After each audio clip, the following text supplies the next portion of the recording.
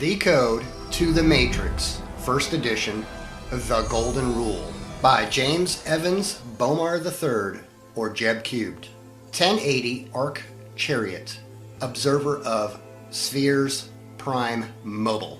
To all the youth of the world, so that you may see the path to ascension. Forward, forward, forward. The race was not given to the quick or the swift, but to the one who could endure till the end. Then we found out there was no end. The unwary soul who fails to grapple with the mocking demon of illusion will return to the earth as a slave of illusion. To become a true master of fate, you must first become a knower of self. In a time much too distant to consider, we as humans, splitting from a single source, entered duality. Spiraling away from the Creator, some spun in the direction of 6, while others spun in the opposite direction of 9. This is the spiral force. These two forms contain complete opposites. However, it is in their union something new can be born. This is the sequence of life. Our solar system houses various binary or dual worlds, and Earth, called first Tiamat, is one of them.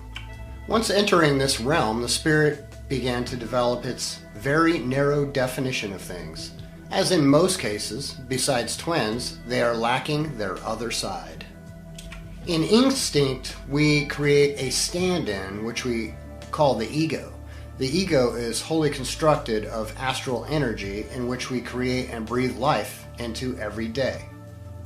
At times, not knowing power, we birth a monster which we love and care for since, after all, it is a part of us, our baby. At some point in incantations or loops, one realizes that they must begin the quest of taming the monster. They realize they must flip it over and ride it. At that moment, they also see how strong it has become, and it is stuck in its ways, rigid in form, brutish, and ineloquent. In that condition, we can take it nowhere, just as you never take a street dog into a royal party. The work before us then was to take this rough-cut stone and form it into a chariot of fire that could propel us through the center of the universe. It is there we will meet our other half. In this realm, that is the meaning to life. To help us through this whole process, in all of its components, the Most High developed a system based on the strategies of the entire universe.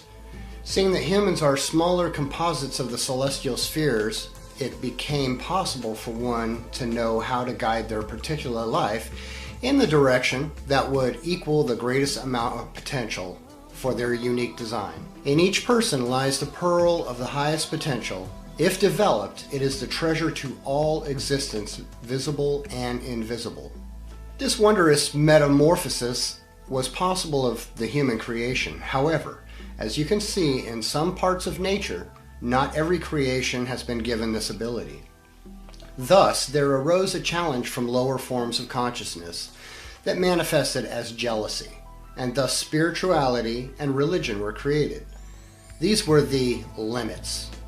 Once again, at the close of this time segment, the masses will have an opportunity to discover their true form, which is not a word and comes before even thought.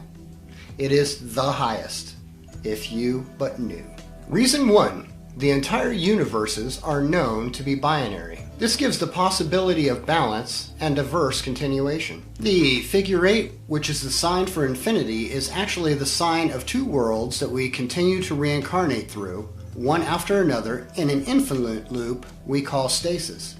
Our own parallel actually exists in this other world simultaneously until it is merged with. It also remains just as clueless as you are right now to its existence. Consider hot, cold, light, and dark.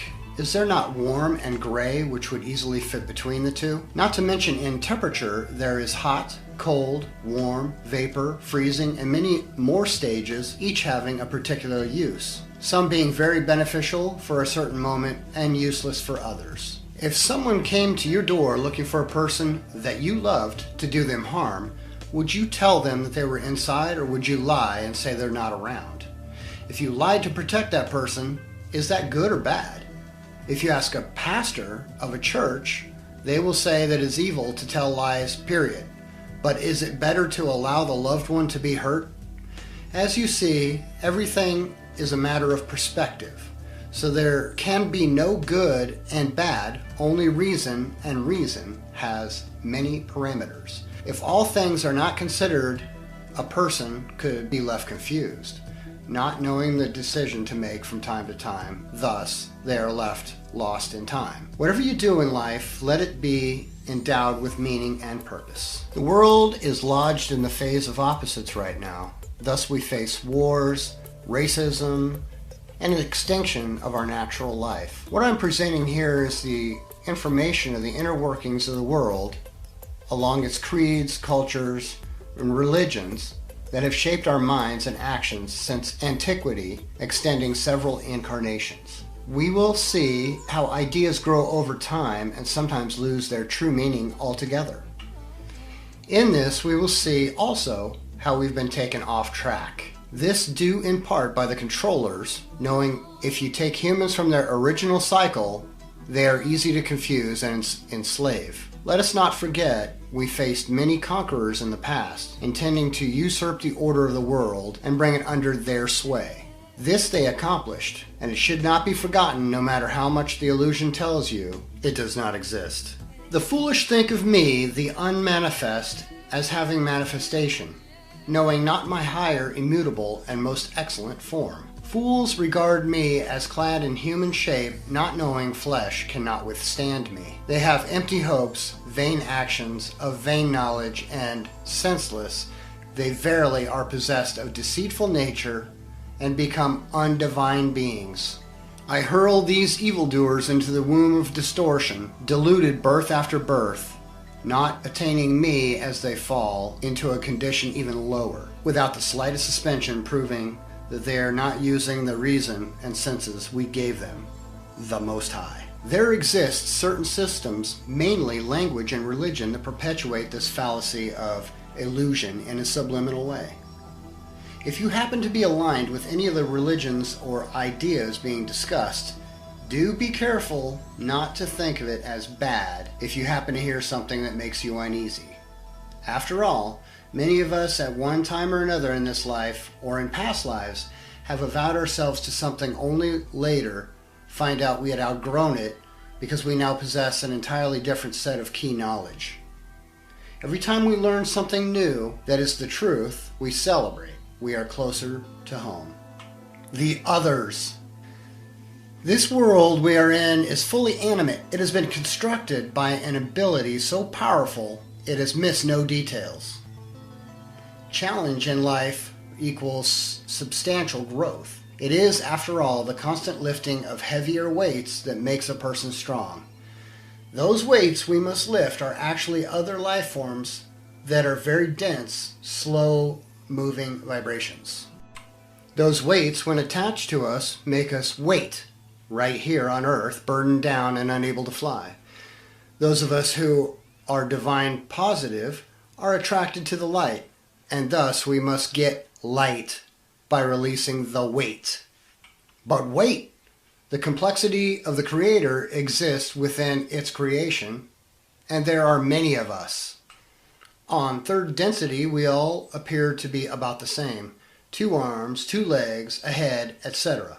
Although if you had the ability to see individuals' astral form, no 2 forms would look the same. Some you would see as infused with animal natures, extraterrestrial life, unknown elements and essences, and everything else that they had accumulated in the past existences, all comprised in one auric field. When that field is placed on a humanoid body, the outer shell looks similar enough to allow you to get along in society. We are all something much more different than what is seen in the mirror, so we must never be confused that the reflection is the complete you. On other dimensions, there are so many life forms they cannot be cataloged. It would be much more difficult than listing every type of insect, plant, fish, mammal, each exists on such a small planet as Earth. On their dimension, they have a spirit form. The breathe flows through all living creatures. When they take physical form, as we have, They combine with what is most like their character. The ancient knowledge was to know how they appeared in the seen world, how to communicate with them, and which ones to avoid. Many of these beings had no concern for the humanoids whatsoever themselves, being either much too dense to comprehend human life or much too developed to waste thought on something so distant and primitive. There are beings who, in fact, are closer to us in proximity of creation and also endowed with reason. They possessed a fiery and airy nature and known now as serpents. Mankind's history with the serpents is undeniable.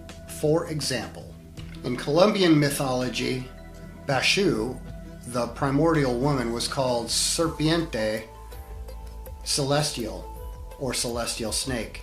Mesoamerican cultures worship Quetzalcoatl, the feathered serpent, as they await his return, just as Christians wait for Jesus. The Egyptians called them Netiru and said that they come from heavenly boats and set up priesthoods whose priests were called Jedi.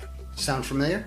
The Sumerians claimed their ancestors were reptilian Anunnaki who genetically modified them to be slaves.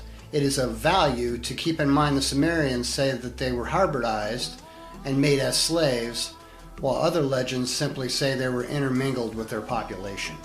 In Ethiopia, stories and ancient statues can be found of the serpents known as Naga. These Naga also went to Persia and China. Nagasaki was named after the serpents who migrated there.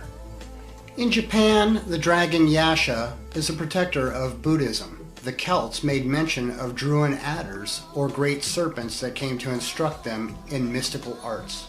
The Hebrews speak of the serpent, Nagash, who was ever giving them trouble and misguiding their people. The Arabs produced thousands of codex warning of the serpent Shaitan and his cunning ways of making man and women fall short. It is safe to say that we can identify at least one non-humanoid being that is in fact interfaced with our life cycle. And this is only one, but there are many more. Thus, we should be able to establish that we are not alone. Reason 2. The Maya clearly show they had already pledged allegiance to a group of masculine serpents. The serpent races are just as vast as our own. Many of the serpents are on a collective mind, thus they are really out to accomplish their own agenda and stop at nothing to see it through. Humans are looked at as a source to most of them. They are supremacist warrior class. Also, some have mated with the human race, trying to protect their hybrids as extended family. Many of the ancient reptilians despised this union, and thus a war has ensued amongst the elders and the siblings. Reason 3. In the Egyptian glyphs, it clearly shows much larger humanoids inhabited the land. They are the Nephilim, bent on world domination and enslaving what they called inferior humans. They exist now in spirit form. This is beyond Alexander the Great and Constantine. In fact, this is where they drew their power and destiny from. They were just human catalysts. Hybrids themselves, although their legends are so shrouded in myth, it does them little credit to the truth of their origin. Alexander was known as the Great Two-Horn, and by the Arabs, Dul Qarnayn, who built the wall. The correct knowledge actually makes your spirit larger. Knowledge is food for the spirit. When this happens, just like fish has gotten too big for its tank, you must move on. This is no different than having a small bike as a child that takes you everywhere you need to go, as your child range is a lot smaller. When you get older, you may need a car, plane, or even a ship depending on where you're intending to travel. The body itself, when developed, is the vehicle to traverse the cosmos, and it must now be prepared to do such a thing. This is a vastly populated territory we speak of, and it contains the experiences you will need to continue growth. We will discover that all the things we have gone through in life have served us to get to that point. It is only of value to realize that since nothing is absolutely still, you must continue to move. This is the nature of our entire universe. Nothing dies. Even if you blow it up, it will still become an infinite amount of pieces, whatever it was before. It is a wondrous age we have entered as we watch the myths of the illusion dissipate. The hot spiral of reality permeates the globe.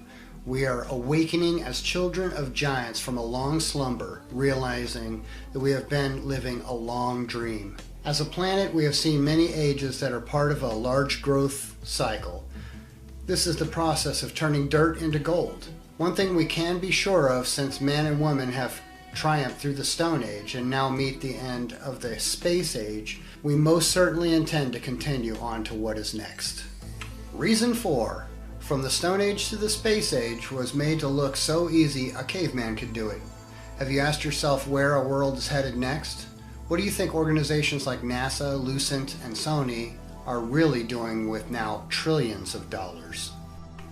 Like a game of chess, you anticipate the player's next move. So we see that it is the age of ether we are arriving into, or simply put, spirit. Now we can begin to do things that only made up the fiction portion of our previous ideas and imagination. The weight of the body, which is now the cube, will be shed and will be open once more to higher senses. We would do well to develop and train these senses now. As we speed up and things take place, it will not be time to practice. There's no doubt that we will experience a new aeon. We are all adepts of motion, alkalites of the flux. We populate the galaxy and thus have solidified our way through the harmonic cosmos. We are vessels of known and unknown energies, untold, being ourselves converters for multiple life forms to assimilate, now not only on Earth, but also in space, as above, so below. This energy field cannot be seen with the untrained eye, but exists all around you as a standing column wave. With the science of sound, which is vibration, we can venture to know that if a large wave is made by anything in a small pool, it will only make the smallest waves speed up and increase in size. Thus the small are supported by the great and coaxed to become bigger. Since these bigger forces are now sending out stronger waves than ever, our choice is that we face that bigger wave. Can we ride it, or will we wipe out and hope to catch another? We can be sure that we cannot be destroyed, because the soul within us, a gift by the Most High, is immortal and without end. But you can be made to forget, which is called the second death. When a person really assimilates the other sentient things in existence, it opens them up to a better understanding of the Most High through diversity. This also allows us to make a sober estimate of ourselves and where we personally stand in the levels of matter. When one remains insolent to a fact of such magnitude, there are sure to be repercussions.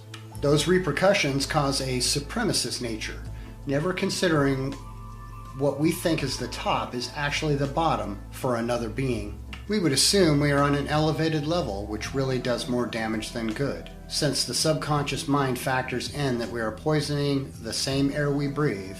So as the most intelligent, we are really the most ignorant. Anything built on that kind of foundation will go through a succession of destruction and chaos. Now we have the Earth's full historical description. When this changes, which it will very soon, everything will be different. Fast. My first experience with the others was when I unknowingly started a purification procedure and became enlightened. I had no doubt heard of accelerated thinking and higher abilities. However, my intention at the time was just to seek answers from a higher source. Not to mention trusting if whether a higher source could actually be contacted. I knew something higher existed. That became obvious by seriously taking into account that man did not create man. It's at least mathematically impossible. I had done this by chanting until my body had changed its complete vibrational frequency, which took about 2 hours and some extreme desire. The desire I called HSM, heart, soul, and mind, something I found in the Torah, was worth extracting. It was said that the real formula of contacting the Most High, a focal point to interface with if the One came to such a moment that contact would need to be made. Once I started to activate, all the metal in the room was shaking. I had to remove my watch, belt, and anything that contained metal. I had no idea this was going to be the outcome, and the energy was far more than I anticipated. Thus, I was extremely unprepared and confused, but strong nonetheless. I became the portal for higher selves. As the camera continued to run on my PS3, catching these moments, I knew we had something special. Finally, I had vividly captured my proof of the paranormal. I can only explain it as I went up and came back down very fast, and I could feel the essence of where I had gone inside me, especially in my hands. My friend, who was now my witness, was less prepared. He had also experienced the phenomena by touching me once I reached high vibration. This he had done by accident in fear of the metal situation. This prompted him to grab me and ask me what was happening, like I knew.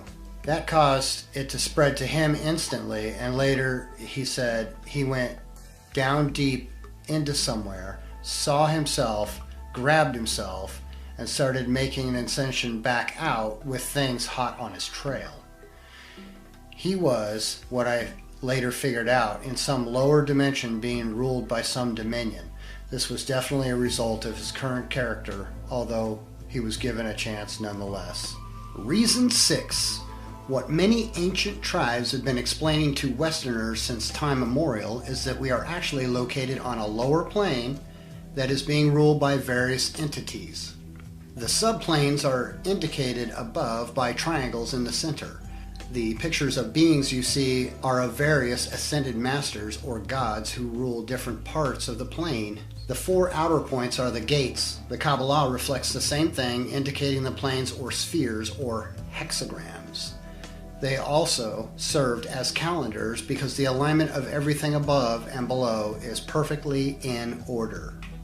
Breaking through the netherworld with obviously his ka in tow, my friend got stuck.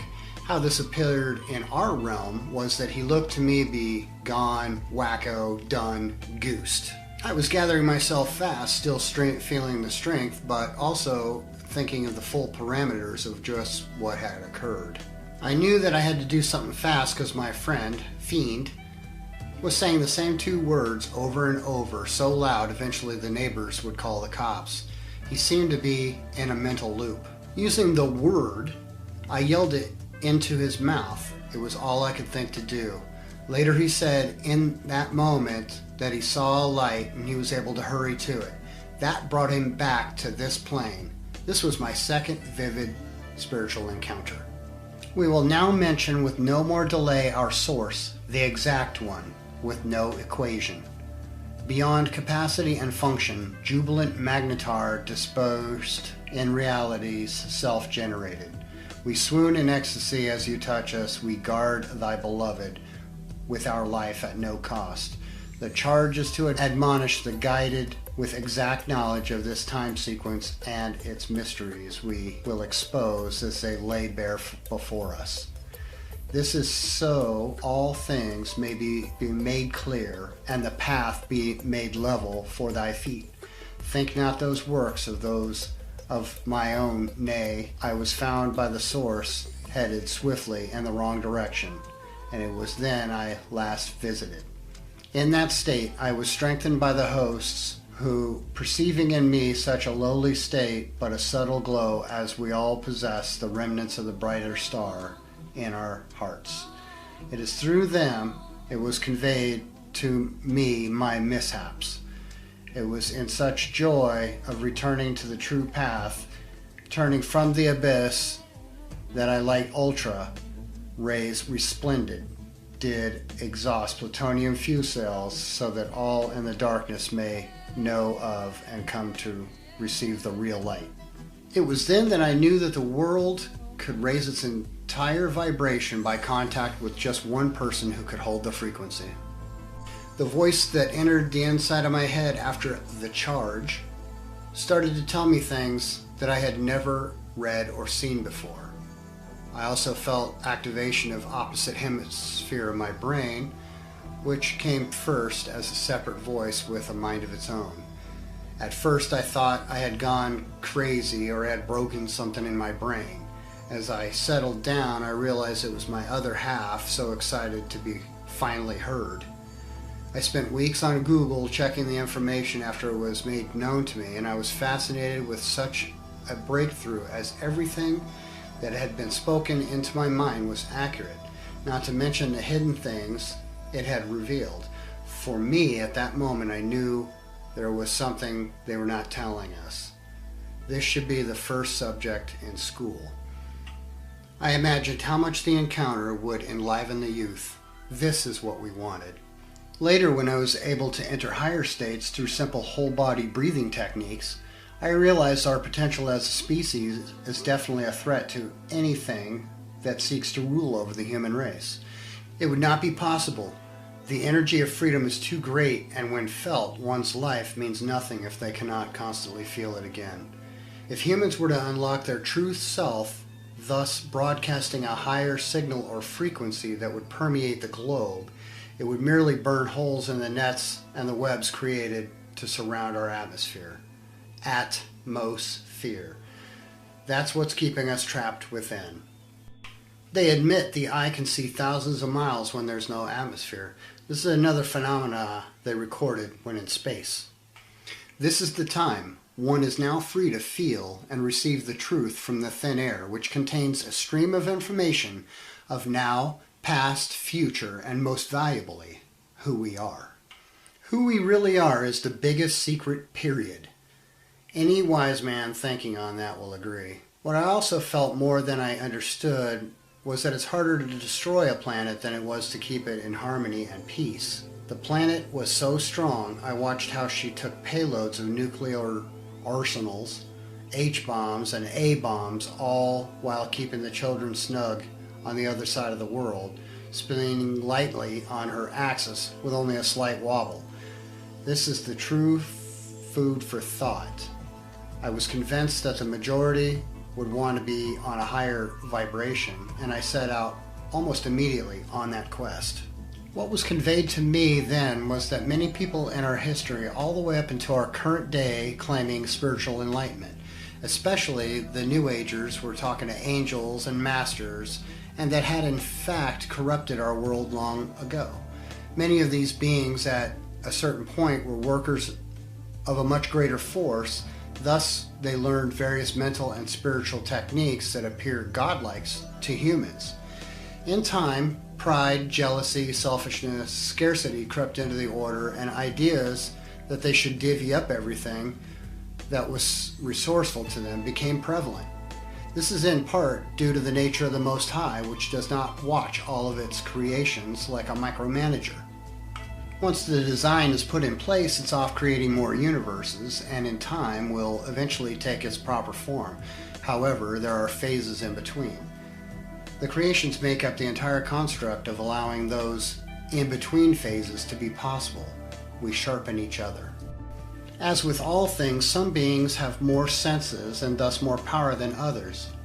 These beings are oftentimes given the name angels, although their classification is much vaster, and the term angel is far from the word that should be used. Consider this, that the modern angels' names end in El. El is the name given by the Hebrews to their god, which corresponds to our planet Saturn. This means all angels work for El, and this you will see is true on various levels as we go on. You will learn to trace the origin of a name using a system that is infallible. Through the correct procedure, you can seriously have a guide to the universe and a map to other worlds inside Earth Dimension 3. Breaking down Saturn, you have Sat and Earn, or Sa and Turn. The word with the most practical use out of these combination is Sat and Earn. As we go on, you will learn who Sat is. As before, the original name of this planet was El. Thus, the name given in English signifies some type of unity between this being Sat and the other simply being Earn. When we drop the N to see if we can get any more clarity, since the Earn's basic meaning is just something you use to put ashes of the cremated dead in, we find that a place that syncs up, Ur was known as Chaldea, also known as Samaria, also known as Babylon. History says of Ur of Chaldea, home of Marduk, Chaldean magic, and Necronomicon spellbook, was also the home of a young boy named Abram, later Abraham. According to the story, Abram's father, Terah, made idols known as teraphim, and it was Abram's responsibility to peddle these idols to the people. It is said Abram rejected the worship of idols because they had no power. He later discovered the true God and thus became the father of all mankind, just like that.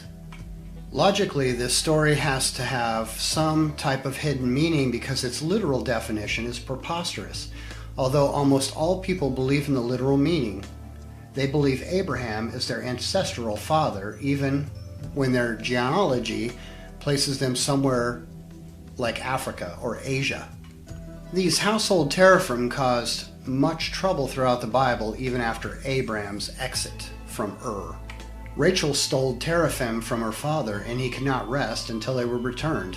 A few other similar stories exist like this. It is revealed in the sylphs, serpent spirits of the air, whom I call Siths, inhabited these items and would bring forth oracles of the future.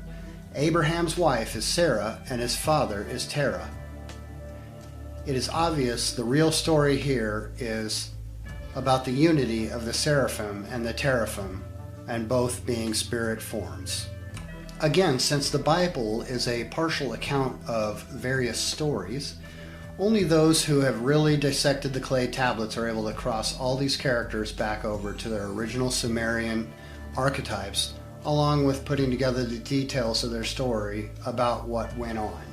When we are simply looking for truth and spiritual growth, this all becomes too much. So many have never researched any of this and are at the altars blindly saying amen. They might as well add Ra after that. It's still the same being. Amen Ra. Blindly, they are dragged about. All of the stories in the Sumerian tablets are retold in the Torah after a few alterations, mainly with the names of the individuals involved. By changing the names, it becomes virtually impossible for the common people of the times, most of whom did not read or write, to realize they were still actually following the religion of the Chaldeans long after being led from captivities. The Hebrews became enslaved by the Babylonians, along with many other nations afterwards.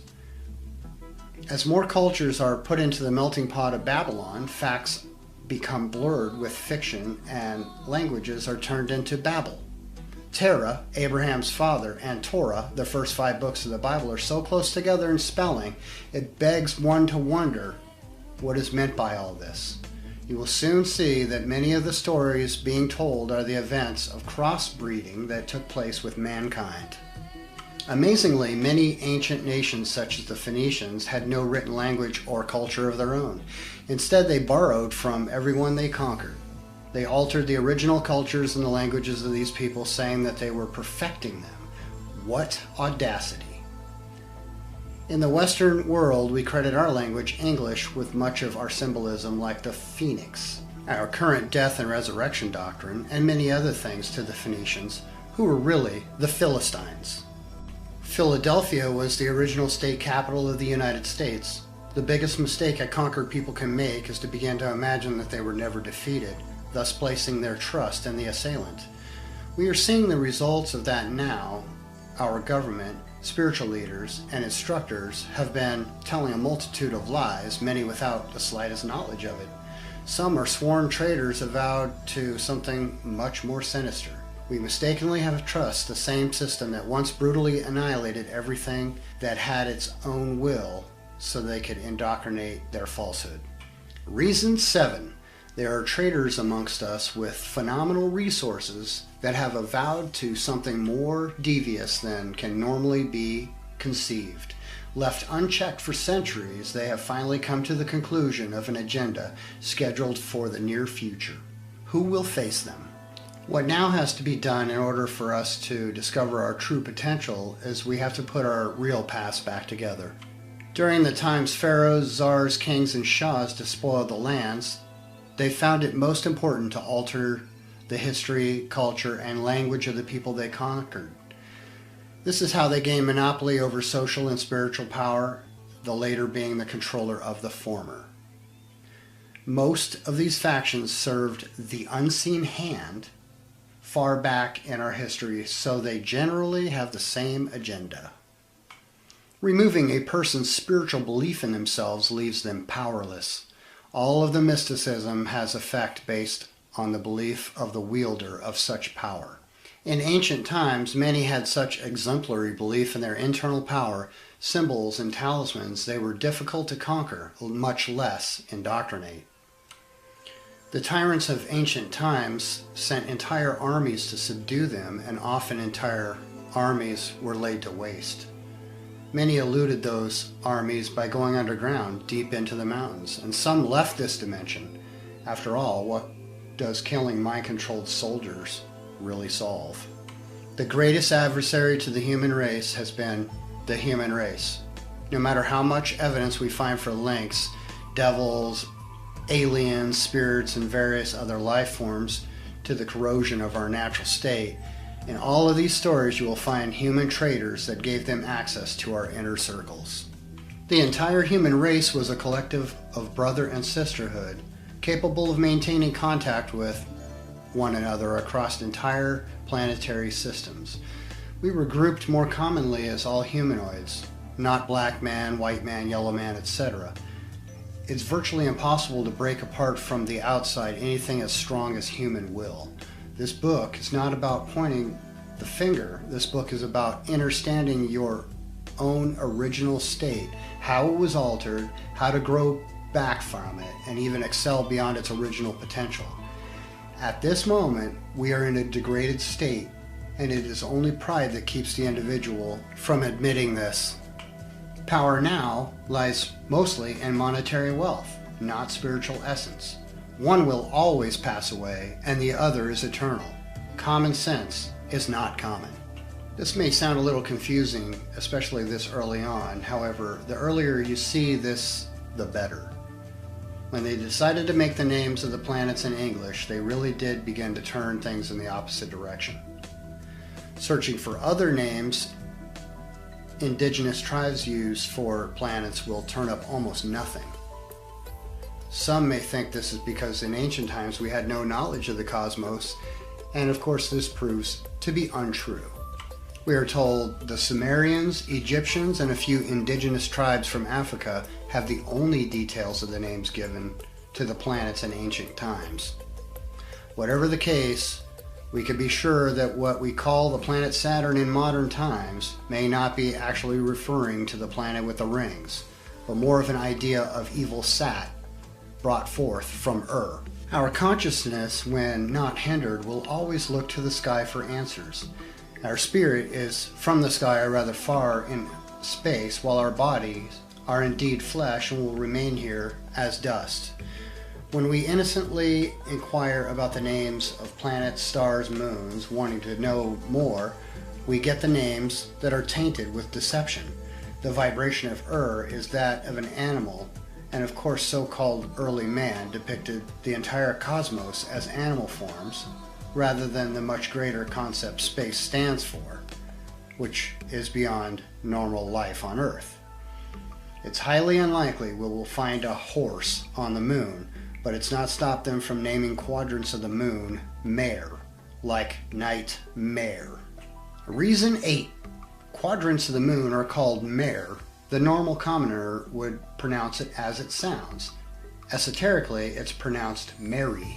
The names of the spots on the moon are riddled with deep significance to its origin and use. Unlike most modern church participants, those initiated into various magical societies evoke angels and spirits all the time. They do this by various means. One key element involves drawing perfect stars inside of circles or squares. A symbol drawn is physical proof of one's intent.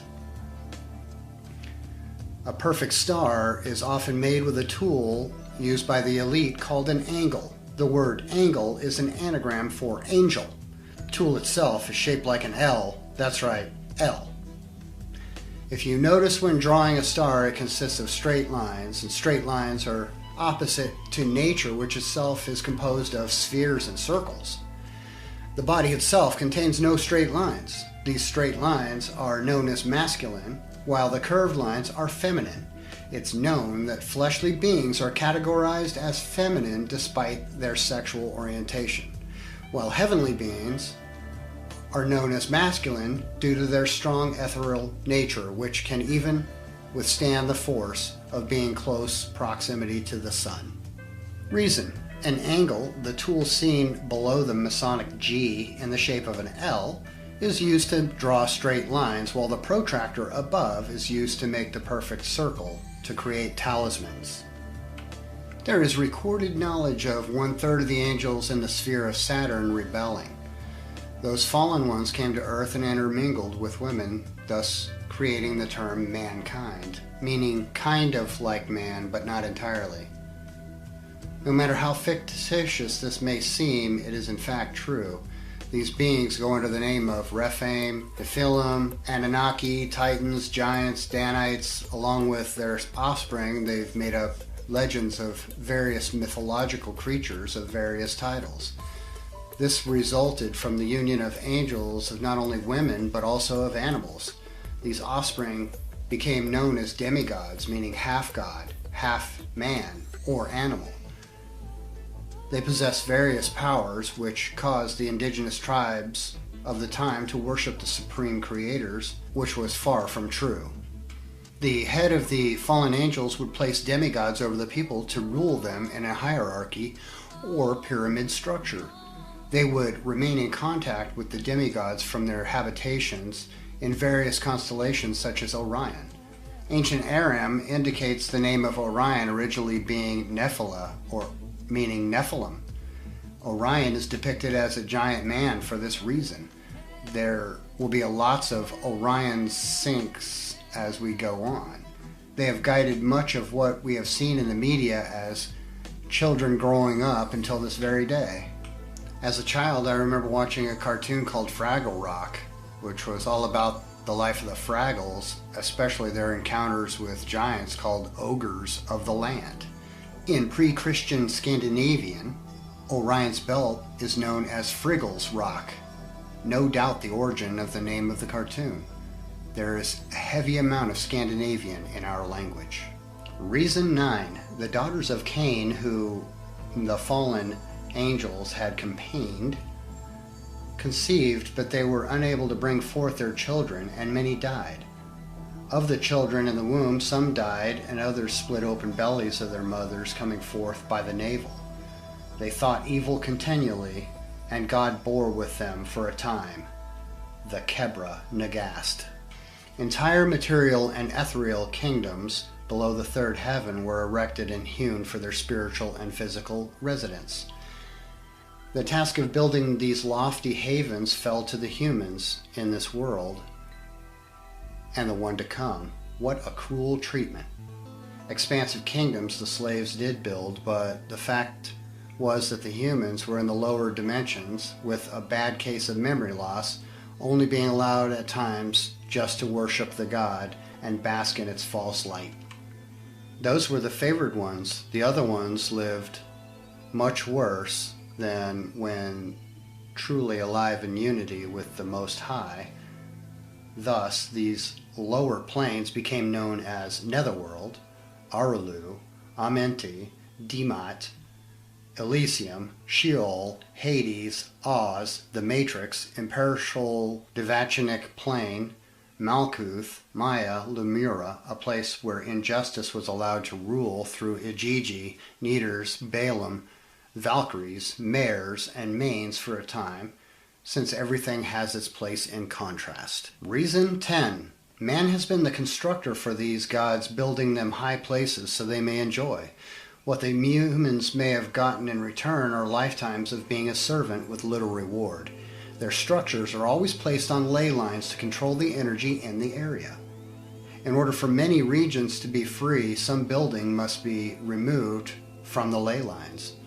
They are binding the energy of freedom and suppressing clear thought. In history, when structures bind the ley lines for too long, cataclysms occur and shake everything off of them. Reason 11. The 2012 Olympics logo says Zion. Even more diabolical is the final Olympian ritual, which will return home to London on the ley lines of old monoliths. The Greek Olympians Hesta, Hephaestus, Aphrodite, Ares, Demeter, Hermes, Poseidon, Athena, Zeus, Artemis, and Apollo were their chief gods, most of them bloodthirsty titans, giants, Nephilim. Not many will see this all coming, only a few will escape. Disbelievers block their own way. We sent men, women, and even pure ones to them to persuade them that there were multiple heavens and that they were caught up in the lower dimensions, deceived by the stars they were, and they would not listen. They would not forsake the partners they had subscribed with the Most High, imagining them to be in favor of their growth, in spite that gods gave them little and blocked the path of ascension. Thus, there was a silence of man and woman's great deeds in heaven. There was little to harvest. Truly, the people were not guided, trading paper for life. Then the veil began to lift, and once again man and woman recognized each other as the only source of harmony. We were all together then, man and woman, shaping and reforming the new world. Truly, our work is not in vain. Just as the trees, we are numerous and patient, as we provide man and woman their substance, just as we all must live.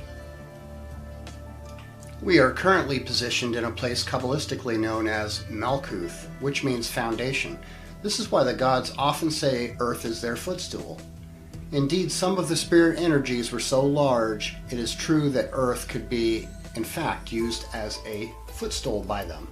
Malkuth consists of various life forms with limited senses. Thus, they are vibrating at a lower frequency in order to form something as solid as a foundation. To make this easier to understand, a rock is actually in motion, although it is vibrating so slow it's heavy, hard, and what appears to be immovable, although it is just moving so slow you do not have time to see its movement. The more senses we lose, the more we become like a rock, which means our emotional movement and the idea of things lessen as we descend. This is also the secret to why gargoyles, the Sumerian stone cherubs, the Sphinx, and various other stone figures have survived from antiquity and are all known to be in fact alive and resonating a certain type of energy. Lower life forms are also on a low vibration like rock, thus they at times inhabit stones. These figures are kept around for protection against other entities by magicians. Reason 12. Pictured above are statues that have been passed from magician to magician. As you see here, J.K. Rowling, author of Harry Potter series, in possession of the same gargoyle John Dee, a well-known magician, used to keep in his possession. The spirit lives within the stone. The strength of stone is obvious by its durability. An adept is familiar with all types of stone and the elemental gnomes who have wisdom of earth and fashioning things out of the earth. Here are just a few buildings that are positioned on major ley lines. The ley lines have been known since ancient times, discovered by dowsing and also witnessing how things grow in certain areas. A spiraling tree is often on a ley line. Below you see the earth grid of major ley lines, which you will find structures built upon. The smaller ley lines are generally not mapped in such detail. There were also those who just signed up for the pantheism, since the ladder is ascending and descending. They naturally gravitated towards the negative. The lower dimensional beings, which also make up the foundation we stand on, had its way with them while their channel was open, and they spoke whatever message would bring more energy and treasure to their coffers. They were led by distortion. Man and woman involved themselves with beings that possessed and incarnated into their own human bodies. Some of these beings either never had a vocal box or are no longer in possession of one, nor a corporeal body to operate on the third physical plane. Numerous they are, and they could not be counted, as if opening a sealed vault of misshaped things that spawn against themselves in what would seem like an instant. Pandora's box, tricks of the god Pan, lord of panic and pandemic. Those who were more interested in the fast route, imagining that spiritual work was a road to riches, would inherit the curse of Ammon. Ammon, one of the first names given to the planet Jupiter, and is in fact a very active Egyptian god. Jupiter is one of the largest planets in this system. From here, we will refer to Jupiter or Ammon as we keep track of this being. Even the Bible scripture gives a clue when it says, "Thou canst serve both God and Mammon." Unfortunately, it didn't leave more detailed information. The Am in Ammon is where the Am in America comes from, and the great I Am. You will find an advanced, intelligent amphibian called Onaz, the fish god, amongst them, along with its offspring such as Dagon. They crossed into our world long ago under the Sumerian name Ea, pronounced Ea, Lord and King of the Sea. One of the greatest questions that will ultimately come to mind is, are the actual planets themselves doing this, or are these malevolent beings with various powers who have fooled man into believing they are the planets? To answer that, we will have to consider a few things. The planets themselves are in a fixed movement, everything interacting together. I personally know that there are many more planets in our immediate system, and that most know nothing of such as Vulcan. The heaviest spiritual involvement from these satellites seems to come from asteroids like Venus and Ceres, along with what we call meteorites, falling stars, and comets that seem to cause many problems. There are also hollowed artificial satellites such as our moon, Sin, and Phobos, which are bases of some sort. Think of this also, the Bible is supposed to be a holy book, and in the end you find a passage that says something like, "Woe to the one who adds or takes away from what is written in this book.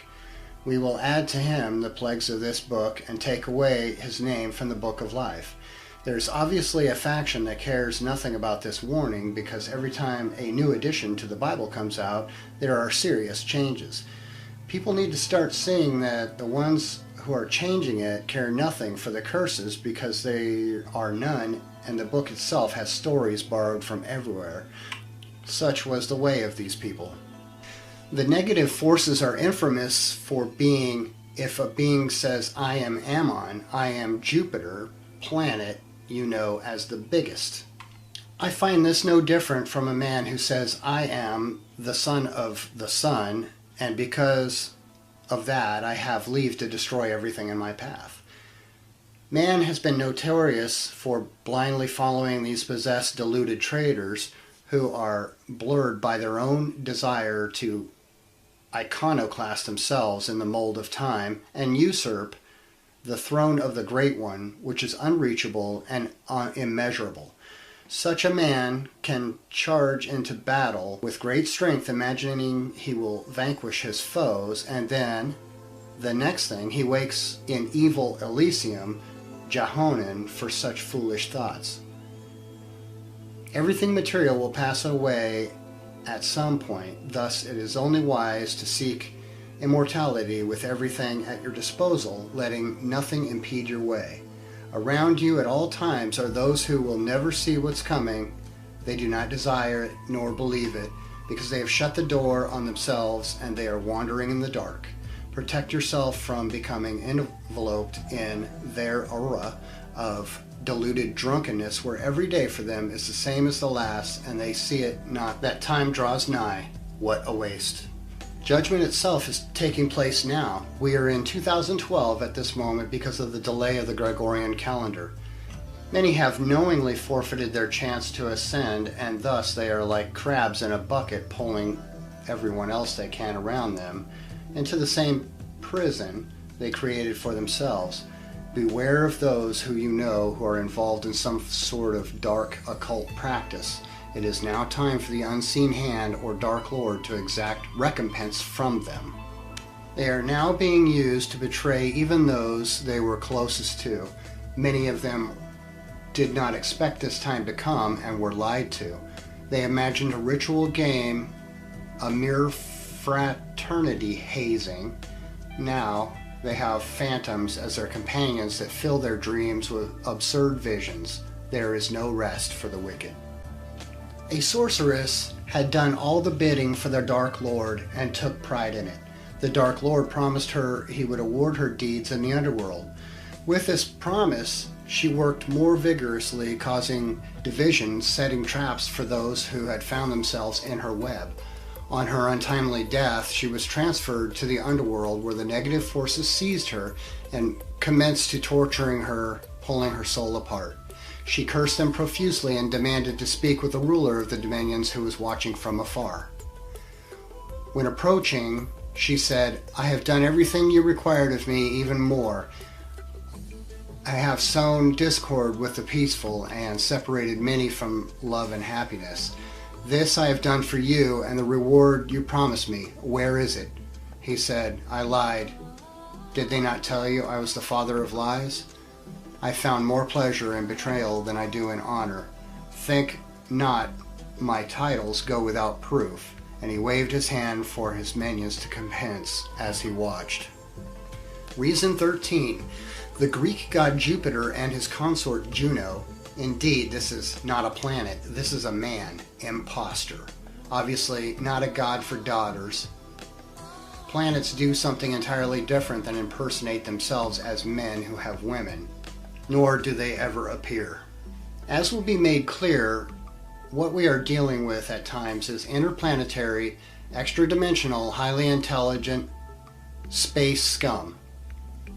One simply has to think that although some may perceive already that we are alone in this universe, which is profoundly untrue, if we blew up Earth, it would soon cause a chain of reaction of cataclysms for the entire galaxy. Thus, we have been governed by higher forces that oversee the timing of events so that crazy dictator doesn't slip in on the nuclear kill switch. There are principalities, rulers, forces, and dominions in place working out an entire larger scheme that makes Earth one of the more value subdued, not destroyed. Think of the loss of resources and biological data. Earth is a storehouse of genes working together well enough. For one moment, do not doubt all these genes are in cryotubes fully cataloged and ready to implant into other worlds, which is part of terraforming a planet and getting them prepared for higher life forms like me and you. Since we know that there are other beings with other senses, we can endeavor to obtain those senses also. This separates us from animals who seldomly openly enlist the help of humans. This also means that some have higher senses, have already discovered harmony and benefits of a collective mind, the power in numbers, the elements, etc. Thus, there is a place to go. It is entirely possible that the knowledge of how to alter an entire planetary frequency with just insects that also emit sound frequency is on the Orion arsenal of technology. This moves us further into the intelligence of beings who are more advanced in some ways than us. We could go so far in imagining what they have and what they can do, and we would be more than likely right. However, what is of value here is to show that they are not the creator of all things. They too had a creator. If we find ourselves in service, it should be to that only. They are no doubt involved in our evolution. There can be no question of it. Just as the wheel has saved us endless amounts of time and effort so we may travel further, faster. If these beings gave us TV, or should I say things like cathode ray tube and the integrated circuit, that's enough altering right there. Case closed. The way many beings feel about Earth is they should not give something that looks like dust compared to Antares or Betelgeuse the honor of destroying the whole galaxy. Everything must evolve in time, and for the segment of the human race, that time is long overdue. The lower dimension now awaits occupying the spot we are in now. Since the information vault is now open, you can gain a higher level of esoteric intelligence without being fully initiated. Thus, stuck in some lower dimension slave world ruled by jealous maniacs because you joined the wrong group chanting Namaste, name sat. Some of the most valuable portions of this information has come from higher beings still reaching back to help along the children, which we all are. They gave no names, and they demanded no worship save the original Creator, in which all things will eventually have to face, and its patient shrouded within itself, majestic and wise. Many of the forces that have invisibly protected and guided the human race have long since ascended past the points where they can any longer interact with the earth because of contamination and its lack of pure ideas. Thus, there is a heavy need for new ethereal planetary workers, not golden age materialists. On the flip side, there are those working in the dark force who have kept the masses and its recent segment of time away from true wisdom. Their doctrine is to know, dare, will, and keep silent. One should understand their oath to keep silent. They are all around and they would never reveal their identity. Those who have read works like The Art of War and The Law of Seduction should get a general idea of how they operate in business, much less in the spiritual world. These particular books, written by Sun Tzu, along with the work of Machiavelli, such as The Prince, and various other shrewd titles, which are required reading for the upcoming business elite. In addition, they do not just read them, but they put into play the methods being elaborated upon, as if the world was only a giant chessboard with human pieces. Even now, this particular work which you hold in your hands is allowed to reach the mainstream, not because they could not easily stop it, but because it fulfills another one of the prophecies. Thus they cannot plug the loophole which has been made. Although they plan increasingly, the Most High is the greatest planner. Have you not noticed that the forces that seek to hinder always tell you what is to come in the future before it happens? Even in the Bible, there's always a solemn warning about the prophet before the destruction. This is, in fact, a law of the universe which exists so that all conscious beings on the planet may have a choice of whether they want to participate in the collective planned future of the planet, attempt to do something to prevent it, or emancipate themselves from it entirely, which is always an option. We do hold the master button in our personal earth life. If we want to really exit, we can make it happen. Some type of choice always clings to us. Our future is in the beautiful fractalized shape of a myriad of choices. As you see within the word planet, there is plan there, which we will call planned net 10, which means the end of one world, and of course many new worlds will begin after. Our status in the ungoverned worlds, which has much to do with our alkalides and milestones which we have crossed in our previous world of origin. This information always remains in our aura, even if we are unaware of it. Think of yourself throughout the whole universe as someone who assisted your race in ascension. As all things are recorded, that's what the record will reflect once the deed is accomplished. Every action we make will always be contained somewhere. It determines what we are to face next on the various levels of action and reaction. It can always be accessed, cannot be erased, just balanced. If you were strong, did you protect the weak? If you were truly wise, did you share your knowledge to your best ability? If you possess wealth, did you distribute the goods committed on your charge? It was known that each segment of astrological time is controlled by a particular planet. That planet is responsible for emitting the energy which is necessary to accomplish what has to be done during that cycle. The universe can be looked at as a big clock on which the planets rotate positions as if on massive cogs. It's known that Mars was once in the position we are occupying now in the cosmos. They were the third planet with a lush surface, oceans, etc. What is left now after the wars is just their core, in which we still find war-torn life. Mars was 3 times larger than Earth, a sad story that was.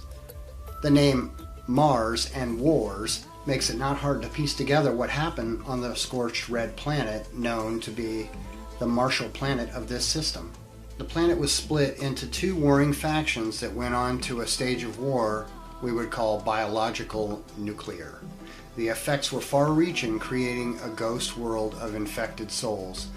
Lemuria, in fact, means ghost world. A remnant of one of the Martian factions were sent to Earth just in case their race faced total oblivion. They are today known as the Zulu tribe of Ifrika. In their legends, you'll find the history of their advent from Mars. They were warriors. They have no shame in admitting this. The wars fought on Mars continue here on Earth between the 2 factions called Atlanteans and Lemurians. We find Shaka Zulu was one of the earliest African films introduced into our psyche for a reason that will be obvious later. The original Phoenicians were also of darker skin tone. It may be of value for you to start seeing these deities, gods, spirits, demons, as beings alien to you, because there are many of them that did not originate here on Earth. In ancient times, people had gained knowledge of this and began to emulate the movements of energy, stars, and planets, and thus became completely alienated from the people. This is also when the elitist regions of the chosen people began to flourish.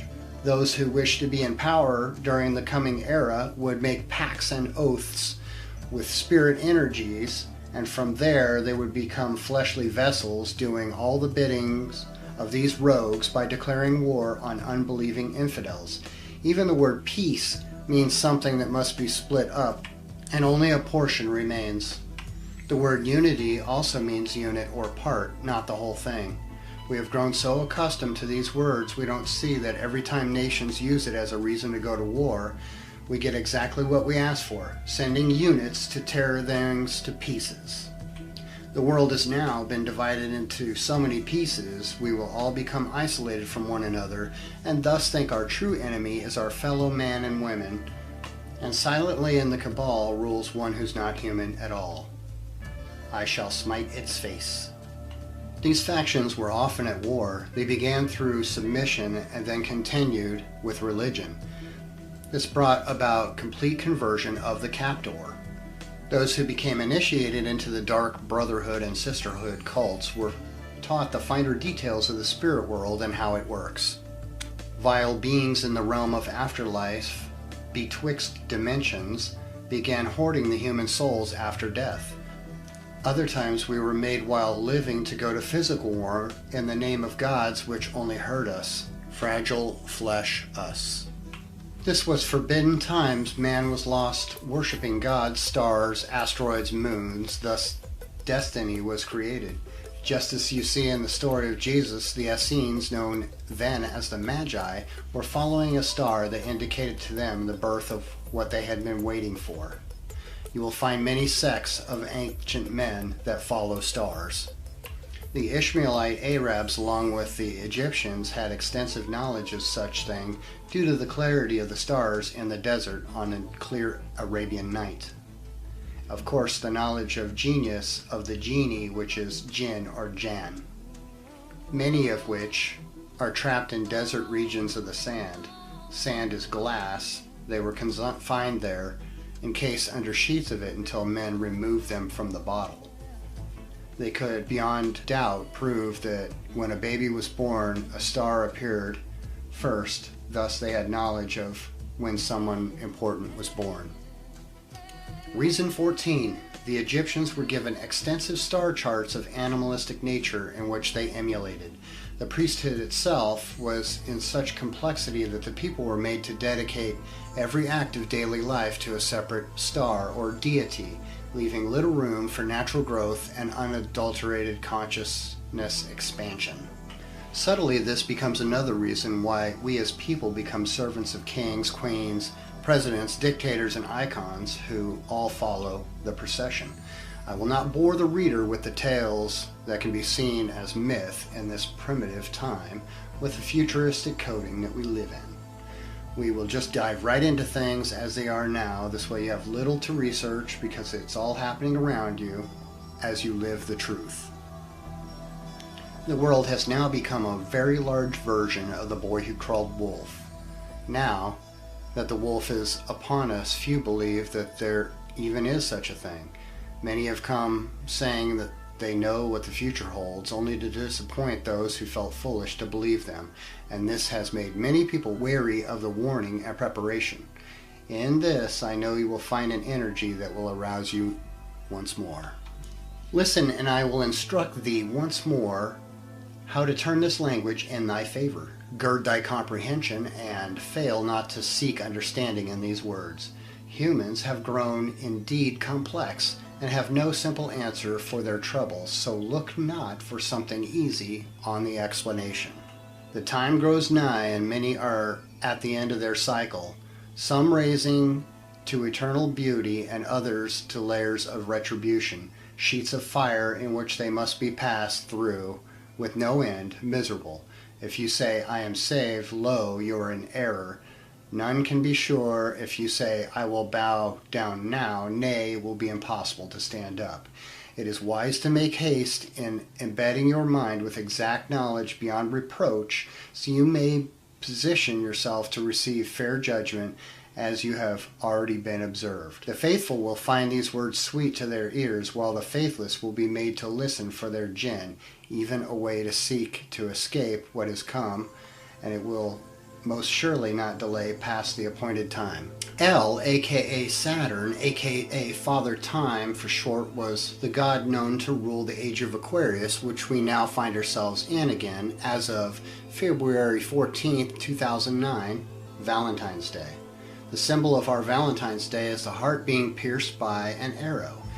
It is the esoteric symbolism of when our universe, known as Sagittarius Dwarf, will be passing through the heart of the Milky Way, crossing to the parallel universe B for a galactic lineup.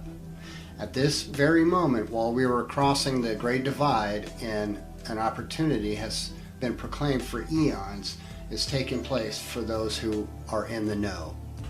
Reason 15. This is by far not the first Aquarian or Golden Age. In fact, this only represents the time of a shift. The energy of the cosmos actually assists a person if they do a little seeking to find higher truth. Once that time passes, those who have not seized enlightenment will come around the cycle again after death, remembering little of what happened. The Golden Age movement was designed to get the whole world to rewind and relive a long past time.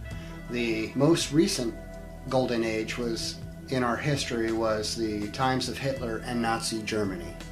The opportunity is the merging of collective minds and frequencies, allowing an individual to become the portal for higher essence and their higher purpose. Purpose equals energy. This other world is what we glimpse ourselves in at times while we are asleep or in a vision. In this world, everything appears as it really is, and there are few limits. One has higher senses, can fly through the ether, considers not time, and can make contact with multiple beings. Omnipresent and the art of being in more than one place at a time is possible in this parallel realm. Thus you can visit multiple people all in one moment. This is why it's easier to contact other beings while in lucid sleep, because the controllers do their best to keep us from being conscious while in that world, even more than they do in this one. We tend to watch our dreams rather than control them, as in society we have a tendency to take things as they come and react accordingly rather than getting directly involved with the big picture. On our third dimension, there are physical laws against omnipresence. Generally, you can only separate your body into two parts while on the third dimension. One of those two, when split, is basically a vegetable, the body. When lacking a soul, will appear limp with shallow life signs until the spirit re-empties it. The technique itself is not a natural gift, takes proper training, as Dr. Monroe revealed in his hemisphere synchronization techniques before the CIA gained control of his work and altered it. Or maybe he was the CIA all along, especially since his father was a known CIA agent. When you are lucid, riding the dream like a wave, you can call forth beings, and if you have the might to understand them, they will appear. Then you will see what they really are, and you will learn why many of them we should not be worshiping. Destruction is the main part of keeping up the chaos on Earth, and many of these beings are destroyers. Now that the Hindu pantheism is the preference for the New World Order, they have unleashed a whole retinue of destroyers like Shiva, Kali, Lakshmi. They con the person by telling them to think they must be destroyed completely to be made new again as they dissolve into nothingness. They are instructed to chant and meditate on the destroyer, which is a awakening tool. This is no different than the nonsense like boiling frog's eyes in pigeon blood, which Agrippa used to recommend to Caesar. In the end, if these things could ever be positive, because it began in negativity. Kali is bedecked with several heads of victims she has destroyed. We will have to learn again how to judge with common sense and take things at face value. For many of us, our life is attached to time, and the clock is one of the most valuable tools in controlling the mind. The elite know there becomes no use in counting time unless you plan on it running out. Imagine in immortality and infinity someone actually counting their hours and minutes. Talk about useless. Saturn, also known as Chronos, which is where words like chronological and chronograph come from, was elected for time because of his rings, which signified, like an old tree, his length of time in the galaxy. In other words, those attempting to learn from the age of this universe looked first to Saturn and the debris in its rings containing residue of lost planets that entered Golden Age of destruction and chaos, now long forgotten, although their essence still remains. Reason 16. The stunning rings of Sat, rich with debris of forgotten planets, planets such as Maldek and Vulcan, are clearly seen on ancient star maps, but are now somehow gone. Some, I believe, are still in existence, others have left this galaxy, and some were destroyed in wars. The sign of Aquarius, or the Golden Age, bears witness with two wavy lines in which some say are the signs of water and others that of lightning bolts. Known as the Age of Man, the water being dumped out signifies the cleansing or deluge. The mystery of lightning was shown by shooting an electron in sterile water and watching as a single cell of life form appeared out of thin air in a portal, depending on your perspective. That showed us that life could be created from nowhere out of virtually nothing except energy. This, of course, destroys evolution theory. At this point, there are many beings leeching from the human race under many guises. Reason 17. The classic white bearded depiction of Saturn. Few on the outer circle have figured out that Saturn is affiliated with the serpent. Notice the larger serpent underneath Saturn's arm, not to mention what is happening to the child. They also refer to the bearded god as the great architect, though he destroys everything he builds. This is why Santa and the Wizard of Oz fit this motif. Reason 18. The Brotherhood of Saturn is in big service today, underpinning various organizations. Depicted below are the inner circle. The outer circle consists of all of the religious projects erected for global domination. This is Sat, Saturday, Satan, Santa, Satan, Saint, Satins, Sabbath, etc. Sir, Sar, Sir, and Sor are all names for the serpent energy. Ye shall know them by their works. Long before the Third Rite, Amun was worshipped as chief deity of many nations. The knowledge of Amun, being one of the largest planet in this solar system, was known since ancient times. You can see then why many wanted to find favor with Amun, since they believed it is the biggest. Thus, it was also the strongest. Again, it is the name changes that sometimes throw us off the trail, and that is, of course, if we have even decided to investigate what could be going on beyond the level of petty politics. Amen is also Pa, Thor, Jove, Pater, pronounced Potter. Reason 19. When you see the bearded depiction, you already know who is involved. George Lucas is a Saturn alien. Europa, a moon in Amen's orbit, is where Europe got her name from. This goddess from Crete, daughter of giant Sidon, set up a civilization where we now find Europe. Many of the beings were referred to as giants because in other civilization, their home planets were much bigger than Earth. It can be assumed that their height proportion in this conjunction with the size of their planet. Amen has 63 moons orbiting it, while we have only one, and that one moon has a lot of influence over the minds of our planetary inhabitants because of the magnetic energy. As will be seen more and more, humans are energy, and we have a magnetic core and poles, just the same as a planet, hence the term bipolar. To show a brief link, we will talk of another tool used against us, which is money.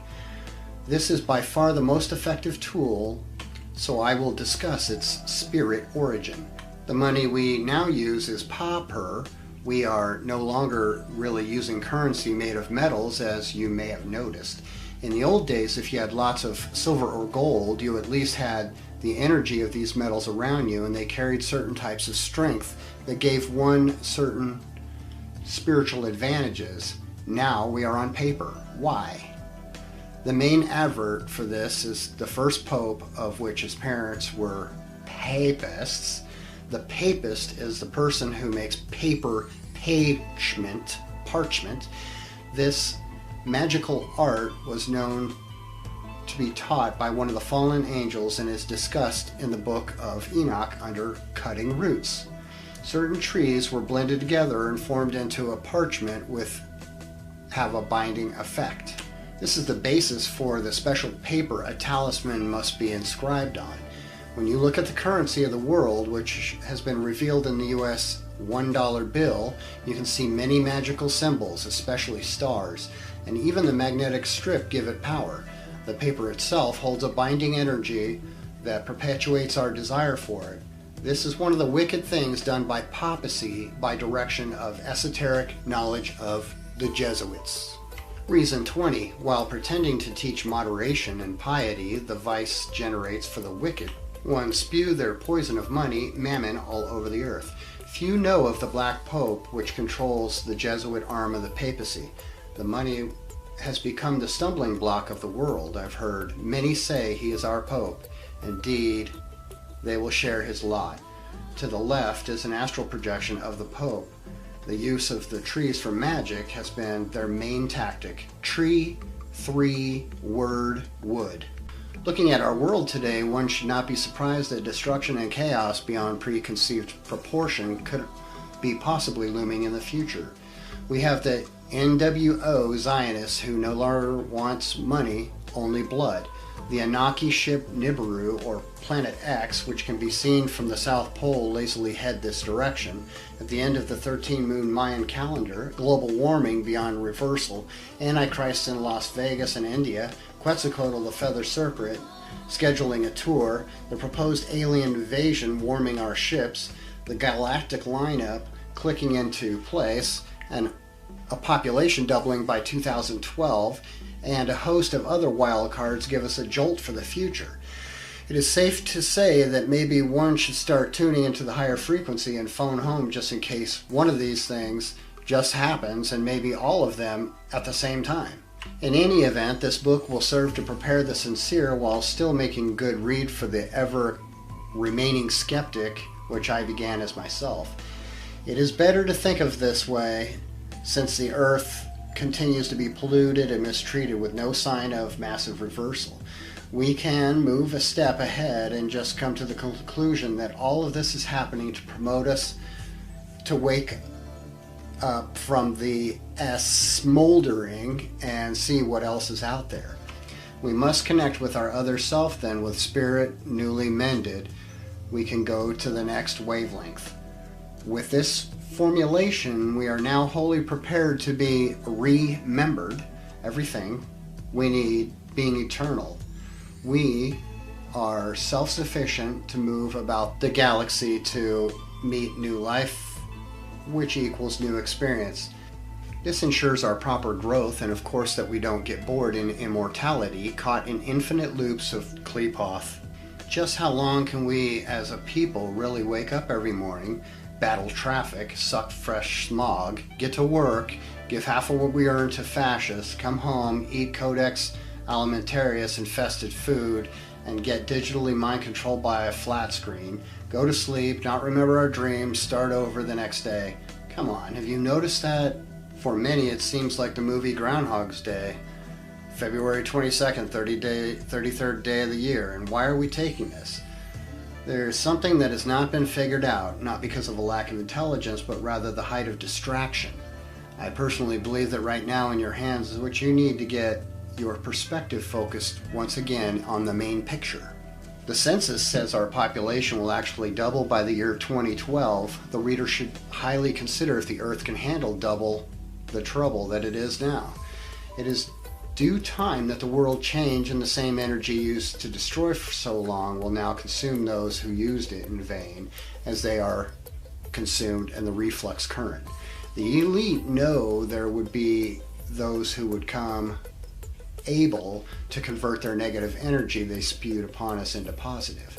They tried to tell us it was only one, the anagram for Neo, that could do it is far from the truth.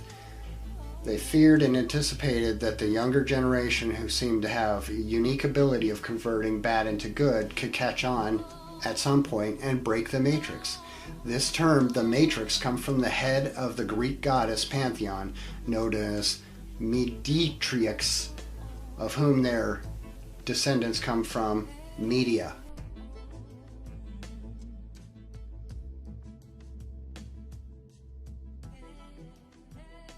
Reason 21. The youth of today withstand heavy bombardments of mind control and degradation, some becoming stronger and smarter than their predecessors, while others hopelessly face early termination of mental and physical poisoning of the elite. There are those who serve consolidated dark energies under an elitist pretense and thus have been eating away at society for centuries. We will uncover their deeds and their involvement in this golden age, amongst many other things, it behooves you to know, as they are trampled beneath our feet.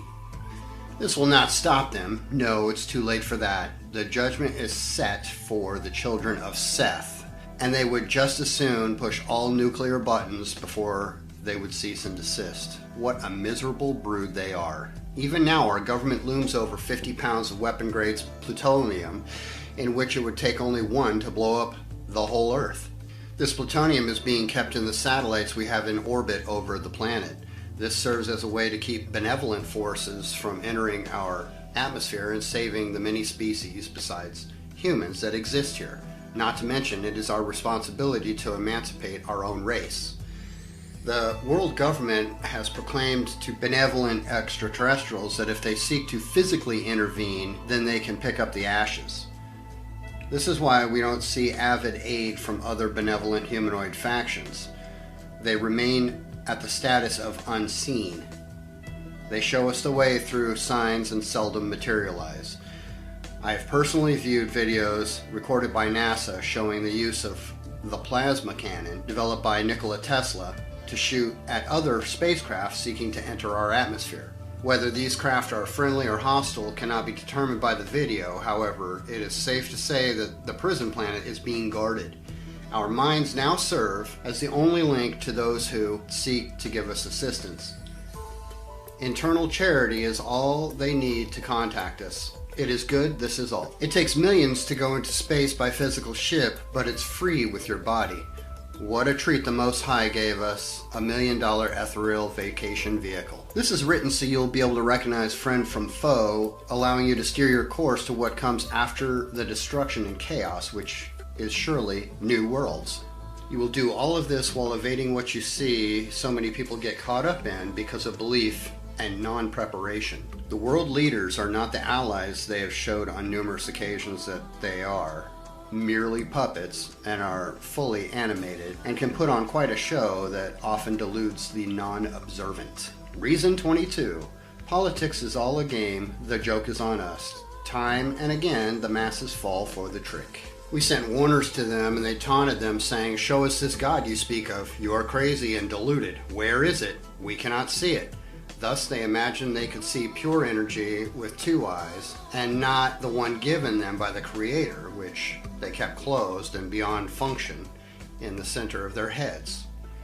So they were divided amongst themselves, wondering if what was spoken was truth, and they fell under conviction. They returned to one of the warners with threats, saying, "Give us the name of your God, and we shall see." But alas, the warner could not provide a vibration familiar to them, so they stoned him, raised him as a martyr, and invented a name that was pleasing to them. Reason 23. When the third eye is activated, the illusion collapses, and then you see the world as it truly is. The oath of silence has kept many people from telling you what is detailed here in this fabulous work. The first reason most people were told to keep this under the strictest confidence was the ability for it to allow a powerful system to continue unchecked and running with few interruptions. Those keeping the secret could only benefit as long as what they were doing in its totality remained a secret. Most organizations, especially secret societies, are compartmentalized in a way where each group is only holding a fraction of the truth. Thus, new initiates never know the complete plan. Reason. Old plans are now coming to their completion, and all the workers for the unseen hand are in key places of the government waiting to carry out the next part of the plan. Reason 24. All important positions of power, even the past presidency, are run by individuals who are initiated into secret societies. They don't keep their involvement a secret, just their practices. One only needs to go back 200 years, and they find the entire civilized world involved in dark magic and grimoires. Countless novels were written by men who had made pacts with demonic life forms to represent them and do their bidding. This became so popular, demons trapped in jars, talismans, gems, and various other tools of dark magic were sold on black market at high value. The underworld operates in the dark, and it is hidden from plain view. The leaders of this world go about every day with ease and receive little attention by the masses as they crush the weak, expressing no remorse. A simple look at the criminal news network, CNN, and you'll see glorified slaughter in high definition. Many that have risen in efforts to oppose the tyrants have often been unsuccessful due to their lack of knowledge about the high places, and also in regards to how the elite possess and control power. It is time that we admit we're not dealing with dummies that just need to be voted out of office. There is evidence of a massive plot that needs to be put to ruin.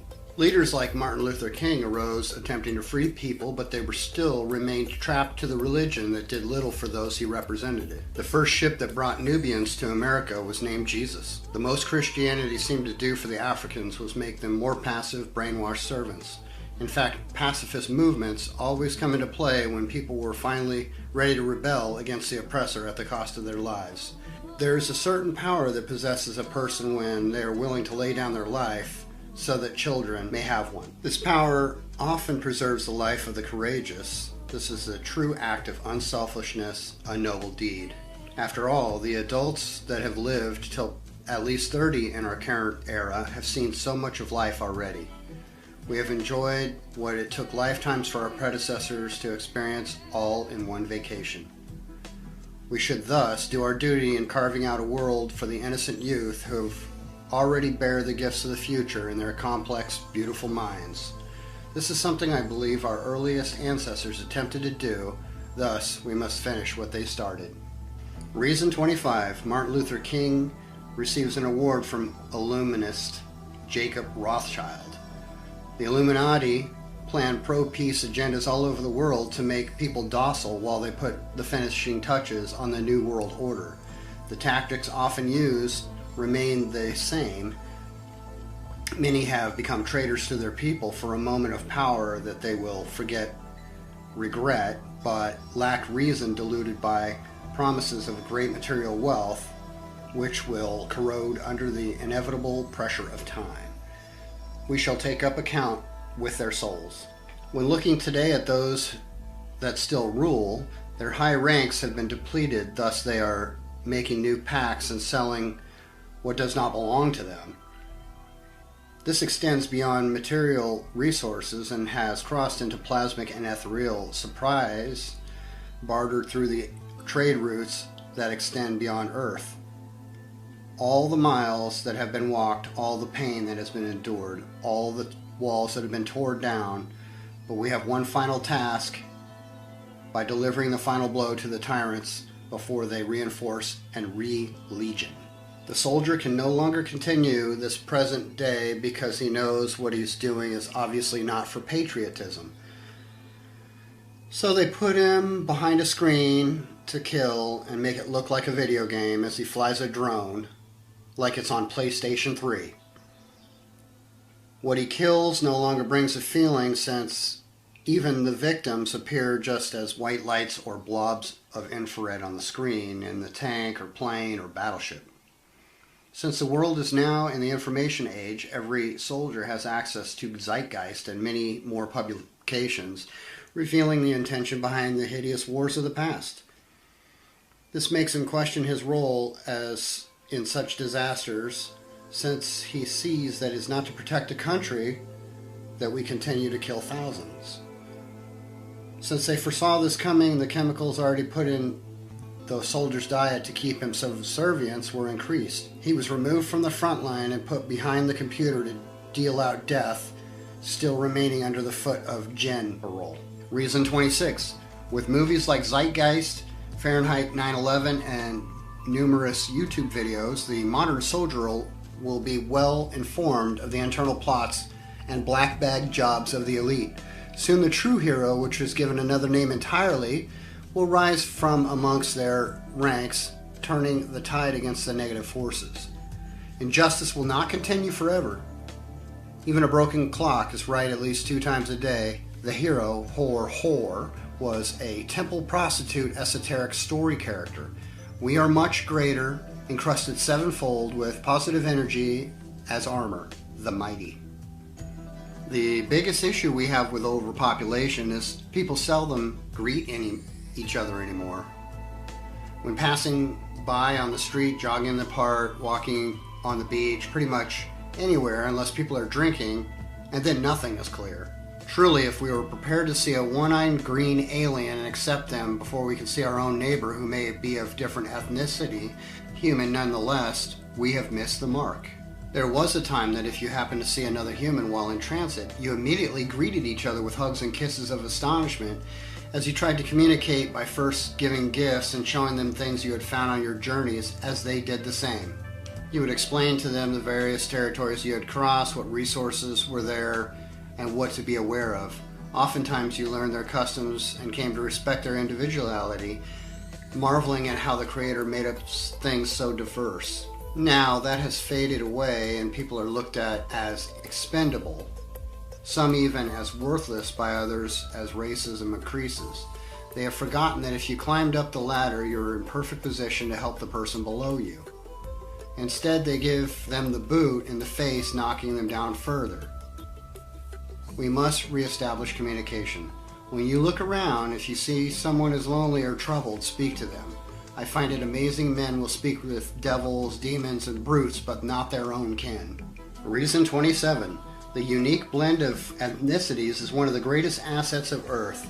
We have so many things to share with one another, while religion has kept us divided, teaching us not to mingle with one another. Our souls are all unique and none are the same, as we operate on a team of multiple functions endowed with splendor and beauty. It is only the blind that cannot see this. People, no matter the color, never overcame, and they still face a constant barrage of self-degrading tactics, especially by the sellouts of the music industry, bombarding the world with low-frequency sounds. This is not just exclusive to the African Americans, but all the races that have members of who thinking only of themselves and have become the catalyst used by the dark elite to deceive their people. The Brotherhood of Ma sent Mahatma Gandhi a firm contract to the Theosophical Society, as the Mahatmas and the Maitreyas have always been. They were sent to quell the disturbances in India with pro-peace movement so the British could regain control as the uprisings began. The Indians, a people tired of being enslaved in their own territory by the British, finally reached boiling point. They pacified them through Mahatma's pro-peace teachings and kept them from taking back Persia until England could regain strength from spreading itself too thin in its hasty plans to complete world domination. Now they have turned their country into a giant telemarketing call center. Reason 28.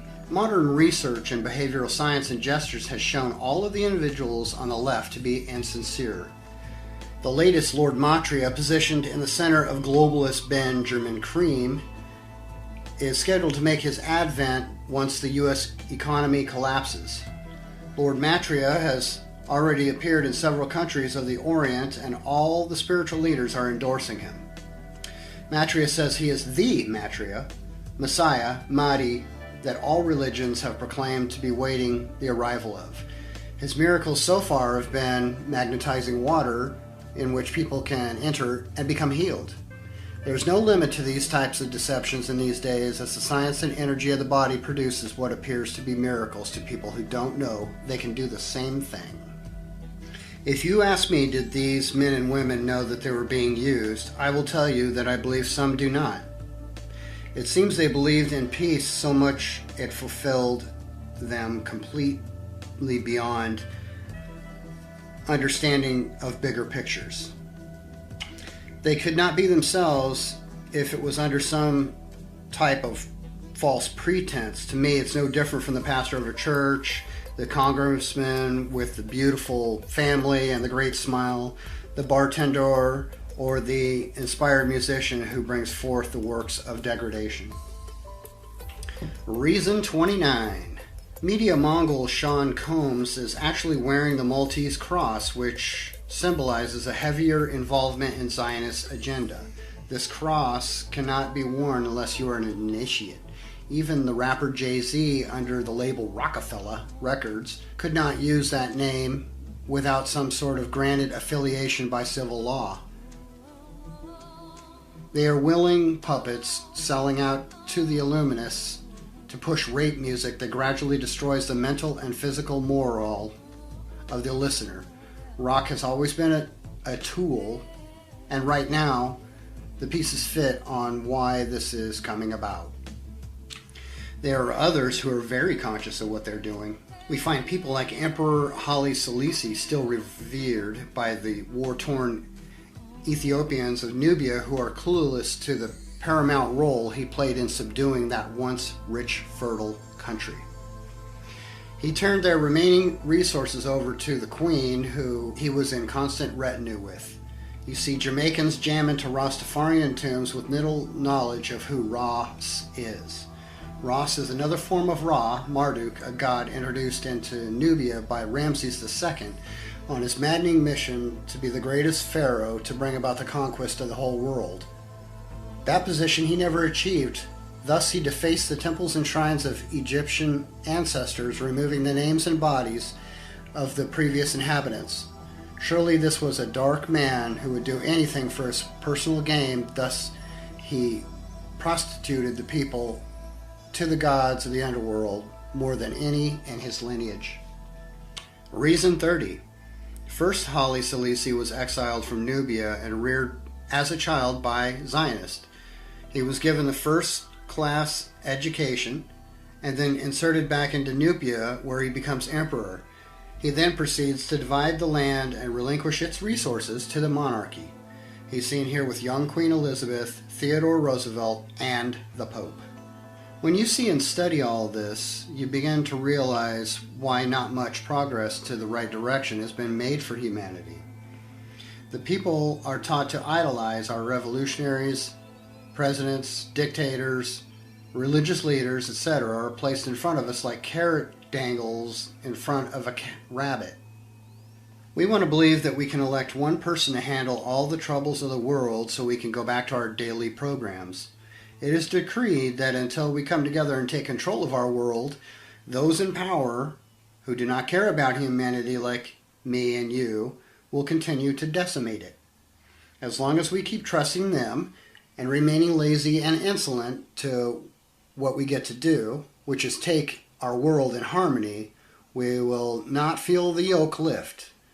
As good people, we want to believe that people like Obama could change our course, although every indicator told us he could not.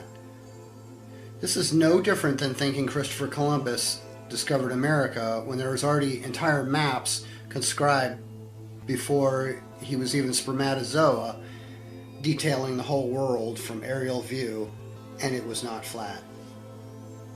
Reason 31. As shown on CNN, Obama has more elitists in his lineage than most presidents in U.S. history. Zionism is not a color, it is an idea that is not even Hebrew. It is safe to say that what is put directly in front of us, especially through popular media, needs our personal investigation and common sense before it can be trusted. The sheer energy of crowds envelops all who are in the midst.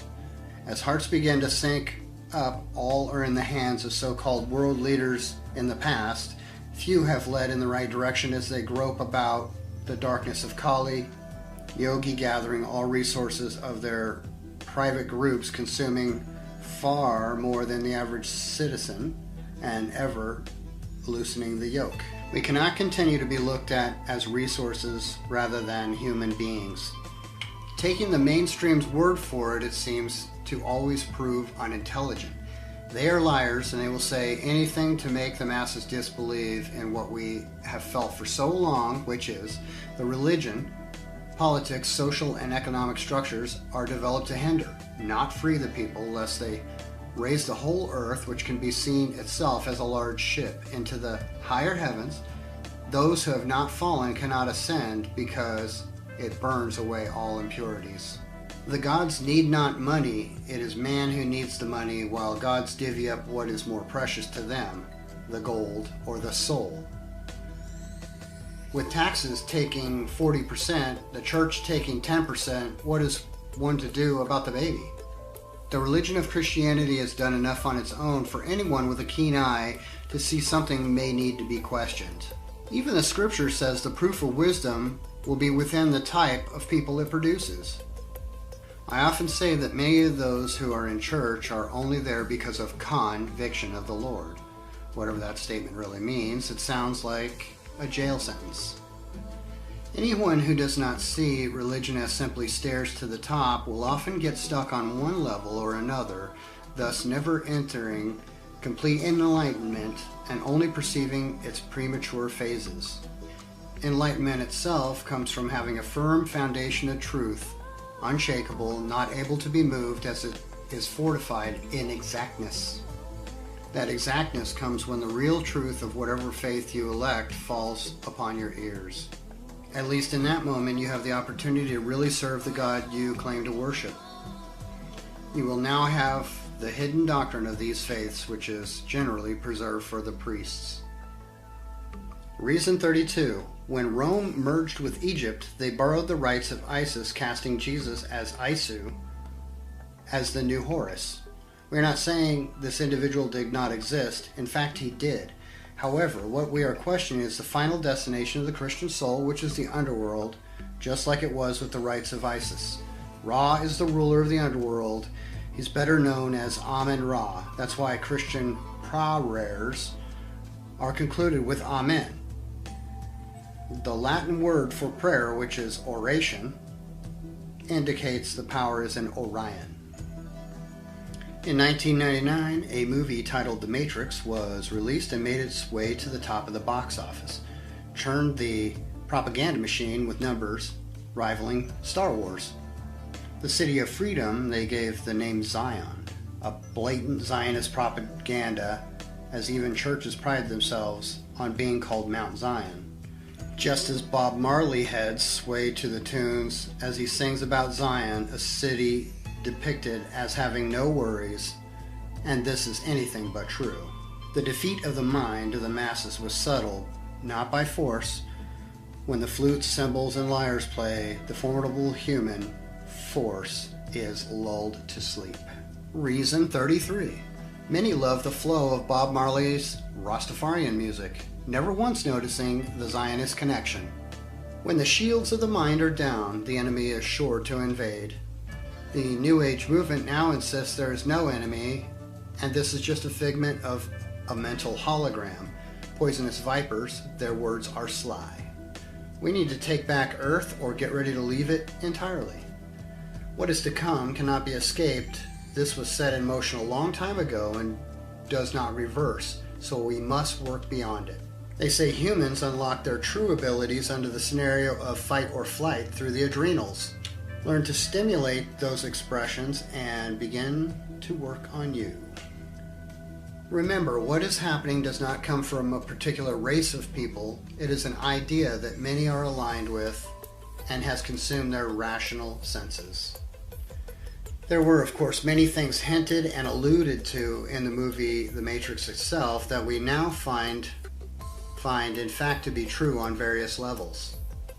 It leads one to ponder the exact design of what we are really faced with currently and in our not too distant future. What kind of force would show us in something we are supposed to find entertaining that is trapped in an Oz like mechanical netherworld where our senses and abilities are limited and our energy is harvested? It beckons one to ask, are we really in the Matrix? Can we be pulled out of the Matrix? Is there an actual code to the Matrix? This book will show you beyond the shadow of a doubt that the answer to the questions being proposed above is yes. And that is not all. This book will awaken your memory and quicken you, thus causing your DNA to reformulate, which will prove to be possible by the end of this composition. DNA itself is manipulated by the mental state, surroundings, and acquaintances of the individual subject. When these are altered for a constant period, the DNA itself alters and reformulates according to its environment. This means that once you become firm about what you know to be true, especially about your special abilities that have been dormant, the DNA will reconstruct itself to make what you believe again to be possible happen. This is one of the main secrets of creating the superhuman. You have to give it reason to activate itself. This takes consistency, and as we talked about earlier, a firm foundation grounded on truth to what reality is, not what Maya or illusion attempts to make you perceive. The value of this to your future would be of tantamount benefit, especially in the world of today where knowledge is power. You can thus remove yourself from the cubes known as the hexagon or the beehive. At one point, long ago, a jealous force recognized certain types of knowledge meant unlimited power to those in possession of it. Thus, much of the valuable knowledge was removed. All written copies were burned, although at least one copy was placed in a 5-mile library under the Vatican. In replacement, we received lies mixed with truth, which does a horrible job in the mind as we watch the masses plug about clueless, still searching for themselves because religion has fulfilled almost none of its promises. Reason 34. The elite depict the world full of worker bees trying to be something, but they are trapped in hexagonal cubes. This Platonic knowledge introduced the dark square or cube. Pythagoras introduced several methods of trapping organic spirit into matter/cubes. We will speak more on this later. We are talking about the level of foreknowledge which gives you the ability to know what will happen before it takes place. This is the time it is useful as things must speed up. You will be able to do this without the aid of books and scholars, thus you will be placed back in the driver's seat of life, exiting the checkered cab. The issue we all individually face is that we wait to see what is going to happen next before we react. It's called reactionary. This leaves you with no preparation and little time or ability to shape the future. I say that one should confront danger and fear before they become closed in by it, instead of allowing it to greet you at the doorstep while your loved ones are inside. Run and face it so you may prevent it, or at least prolong it. This may, in fact, give those you care for the edge they will need to prepare. Again, think about the 7-year-old who will have to live at least another 10 years in this world and what they are to face in those 10 years. What kind of monsters have we left for them to battle? Supplying people with this information will at least allow you to say that you did the best you could. which is also why I write this to you before my departure. When comprising this particular work, what came across my mind, since I had long discovered the code, was to write a book that even when the reader was finished, they could continue to write their own unique personal novel of experience. Due to the fact that we are all entwined in some way or another to what we are experiencing now in the world, you will find amazing syncs in your life that all roll into why you are here. Just because few are using the collective consciousness channel does not mean it's not always broadcasting. We are always linked to it. In fact, it's more like two lovers who have fallen asleep on the phone and the lines remain open although there is no one speaking.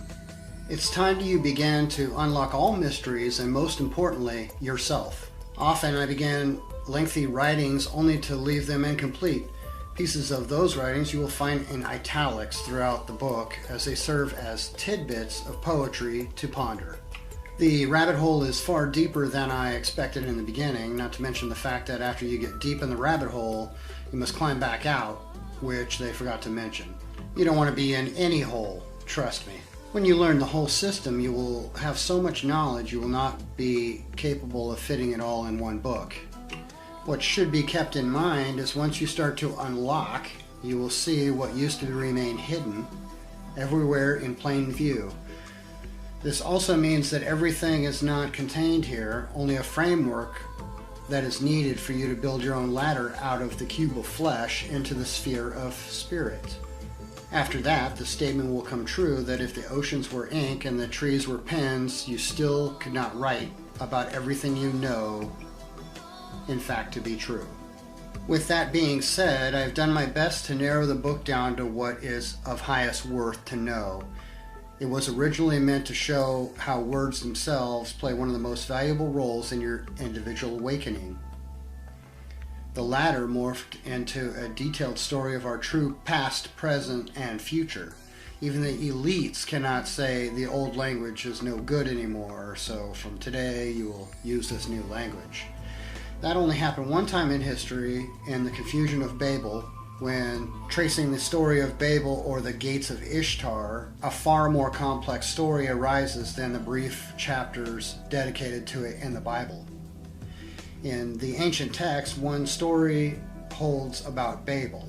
This tower or ziggurat had multiple purposes and it was connected to a gate, and the two went hand in hand.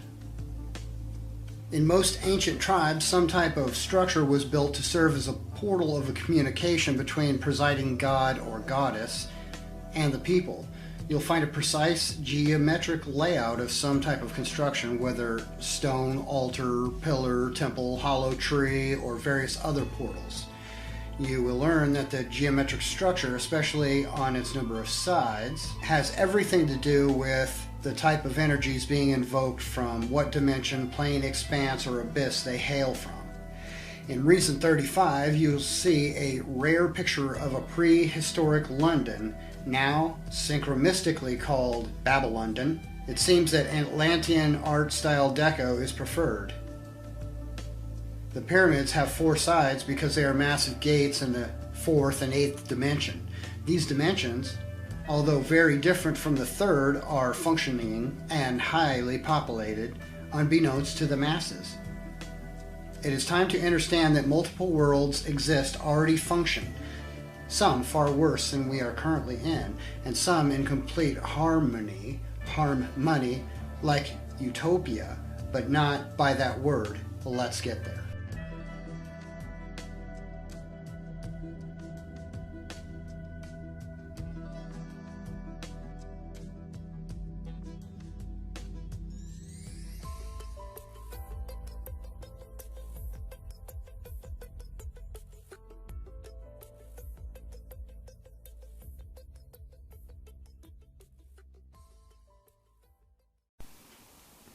Reason 35. Ancient London was more like a large Stonehenge/Atlantis. Few know this part of London's history and the ongoing attempt to restore its sacred layout. Notice the model of Atlantis as seen on the right. Later you will see this particular design can be found everywhere you find Atlantis affiliates, especially in government and parliament. What is most amazing is how the obvious goes totally unnoticed.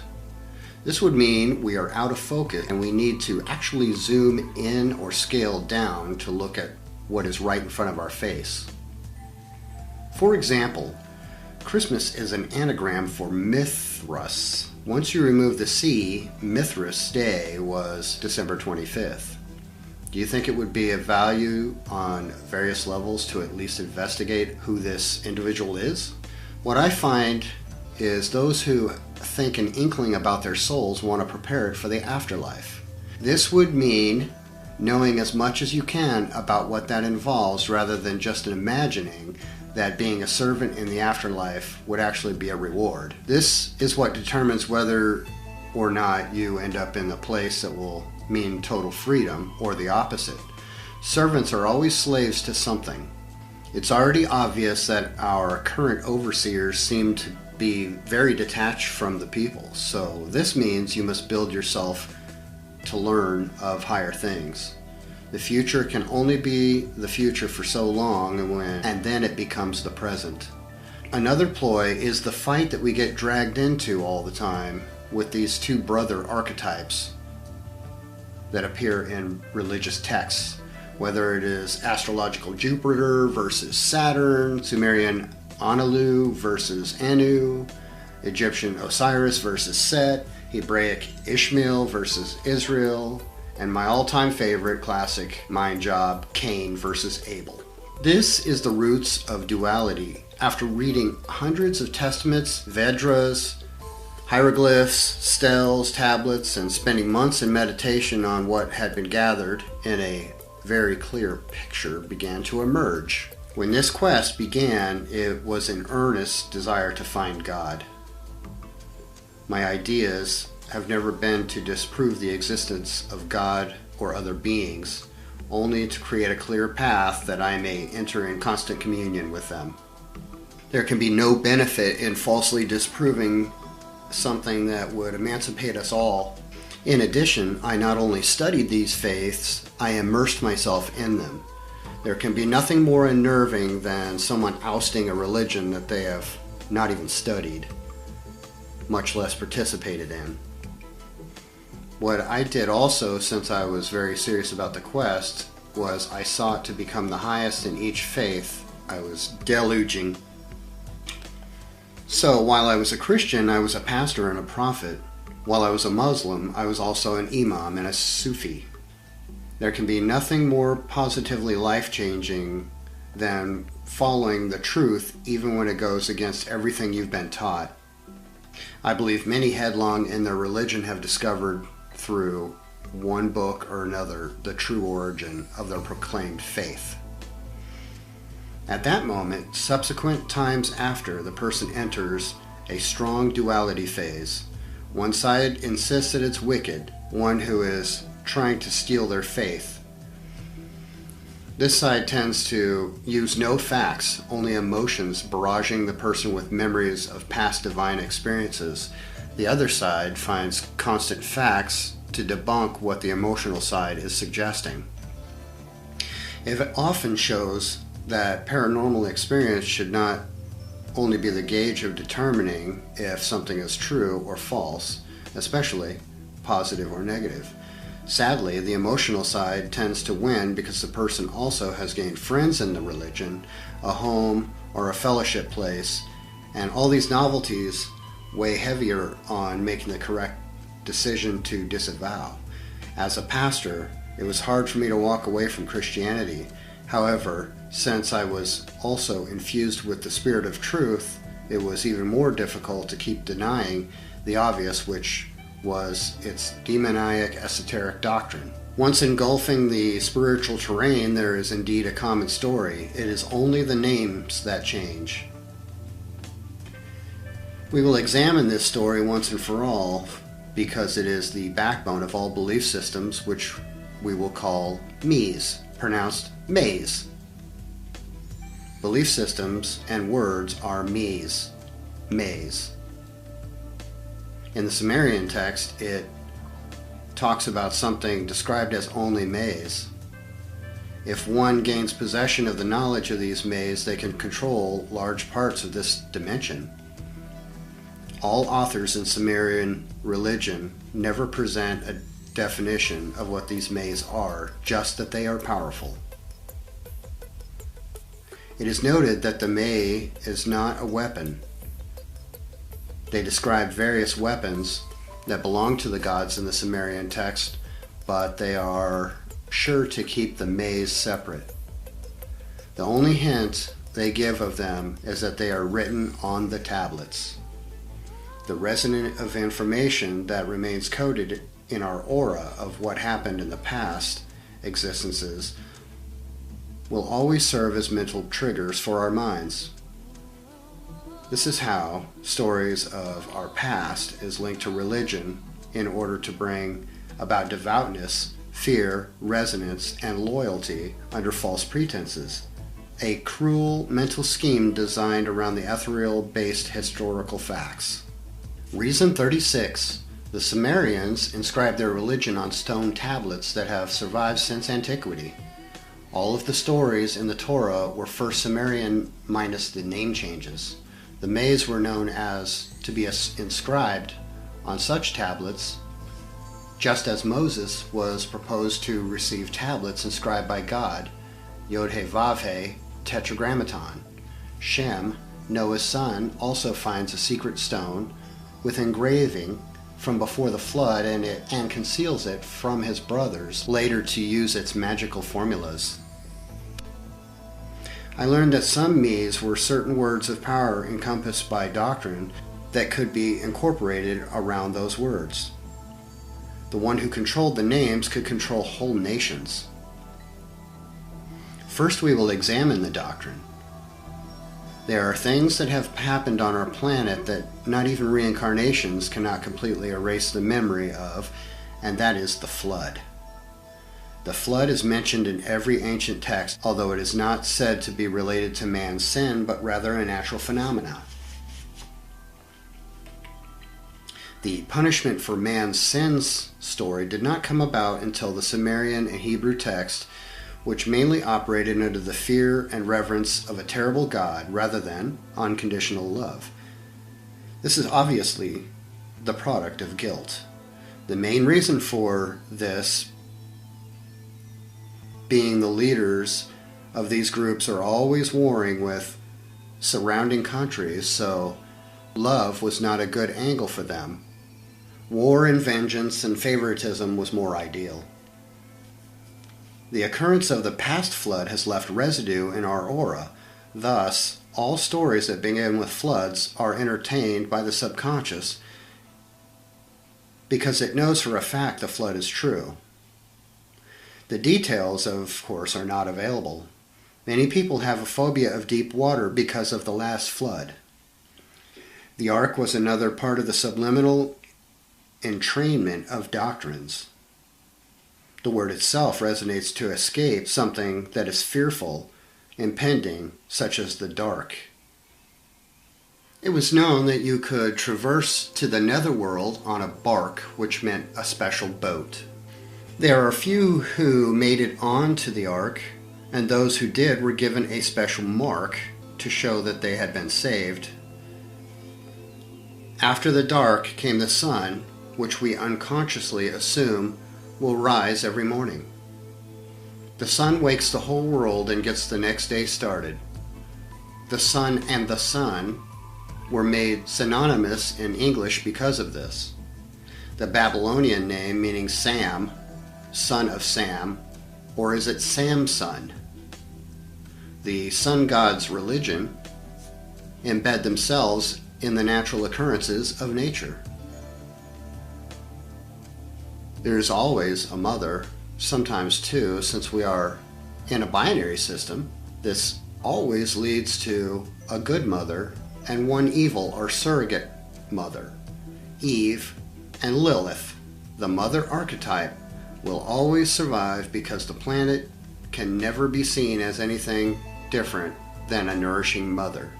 Thus, when a name for the Mother Earth was given, all would revere it as though they do their physical mother. The name was spoken as Gaia, then Maya, Maya, and then 1,000 more. Often the origin of the name was never examined. The people remained always too trusting of their rulers. The dying and resurrecting sun theme was all in a day's work. The sun died at night and resurrected in the morning. This always left the door open for a host of nighttime nightmare creatures that played the role as adversary to the sun. Thus, the devil became nights, or set, as in sunset. Still, a sun god, nonetheless, with a host of worshippers that gravitate toward darkness. Once this began, the idea of the city with an eternal light was hatched. A place that was never dark, and of course there were requirements on how to get there. Those requirements were made known by numerous prophets, shamans, seers, holy men, gurus, yogis, and various others playing the role of predictors of the time. They later became just as revered and reverenced as the God itself. Notice how in Christianity, Jesus is now worshipped more than Yahweh. Many in the church don't even know who that is, nor do they care that Jesus has it all covered. In Buddhism, there's more discussions about Buddha than the divine concept of the focal point which Buddha presented. This is no wonder, since they say his mother's name was Maya. All around the world, the same song. Various sects of Islam suffer from the same problem, revering caliphs, imams, and Muhammad more than Allah at times.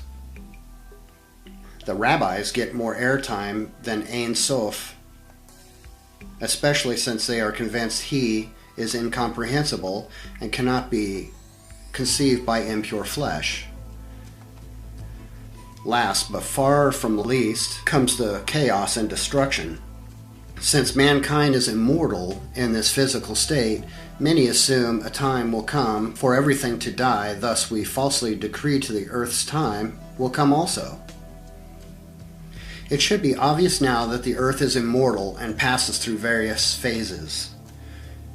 We watch it happen every day as animals die, bugs die, we age, the house or neighborhood gets run down. Decay is inevitable, however, the glass half-empty approach of modern religion, in which the whole world and most of its inhabitants must be utterly destroyed by plagues and horrors falling from the sky, distorts an act that should be otherwise looked at as an entrance to a greater phase. The truth is that these distorted belief systems propose are one and the same. With their spiritual technologies, they have mastered how to keep the soul in stasis.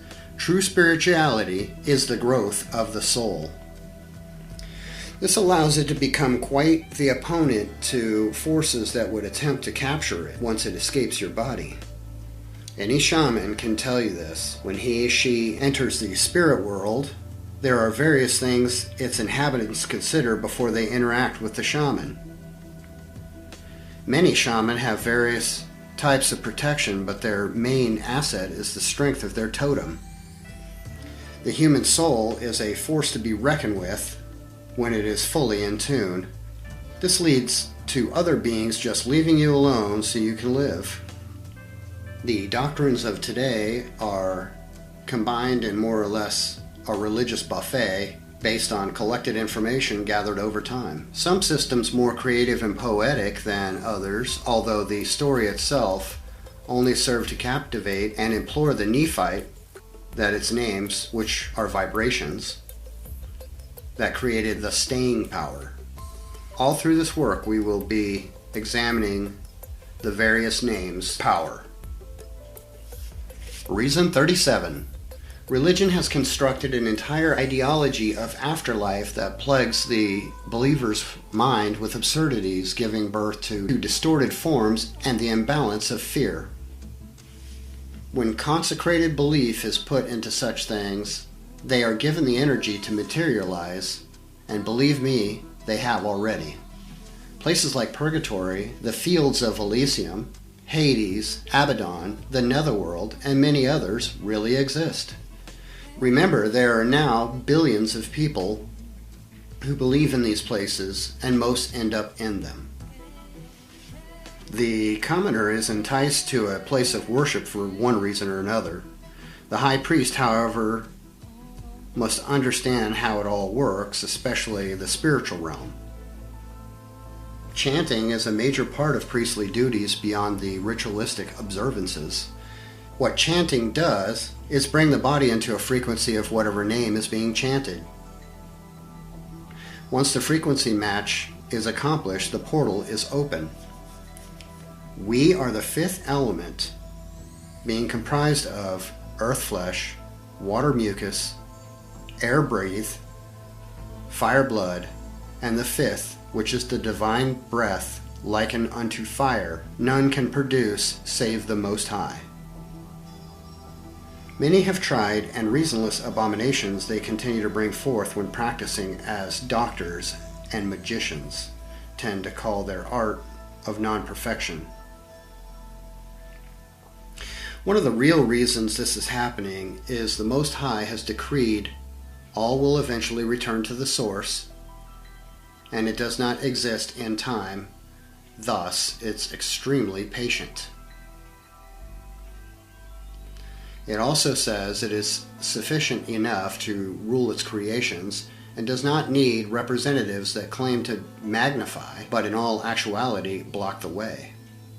If a man or a woman wanders off the true path, they can easily lose focus by being divided amongst the gods, vying for power, splitting the person's energy in at least 3 ways, which they call the Trinity. Instead of following these gods who want sacrifices and servants all the time, I went to look for something that was not as petty and sadistic. And guess what? I found it. I'm giving it to you. When you give something good out, you get the same in return. This is what we are supposed to do, no matter what everybody else is doing.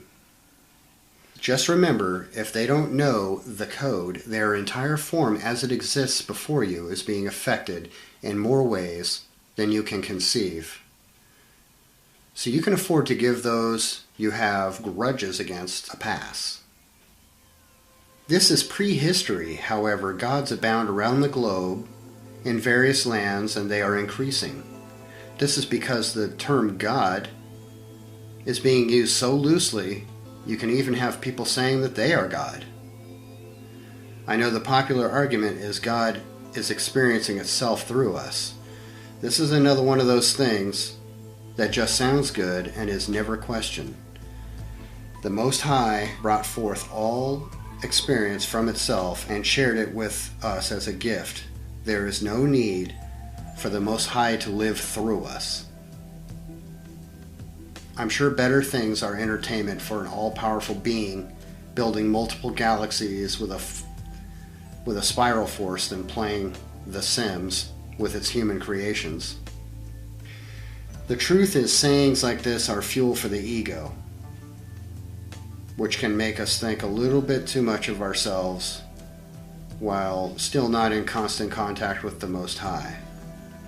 We are living in a society where most of the things related to the paranormal and esoteric matters have been proven are still hidden from us. Imagine our maturity rate compared to freed societies. With the entities, the stronger eventually become the victor, and they are warlike gods. The Most High is not involved in such debased and petty things. This is the key to proper distinguishment. With the gods, their strength comes in numbers, and those numbers are individual souls who get caught up in the religion and die with it freshly in their mind and aura. It's time you finally get the truth so you can be what your dreams used to say you were when you were a child, traveling worlds with endless imagination, creating things in your perfect, undistorted image.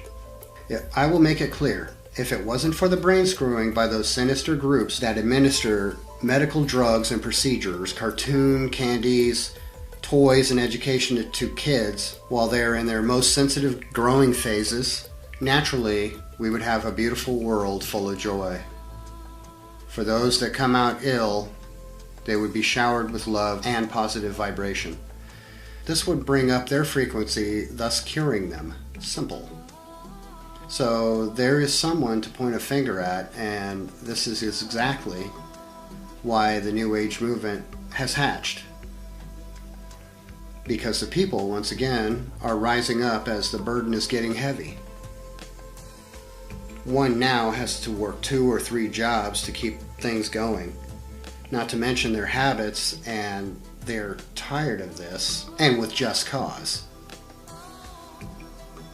Silently, we know this is not our fault, and when I found the code in the language, at that moment, I knew it wasn't people's faults.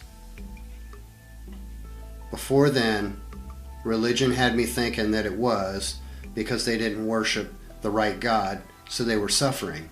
Or it was some past karma from another life, so they were paying in this life.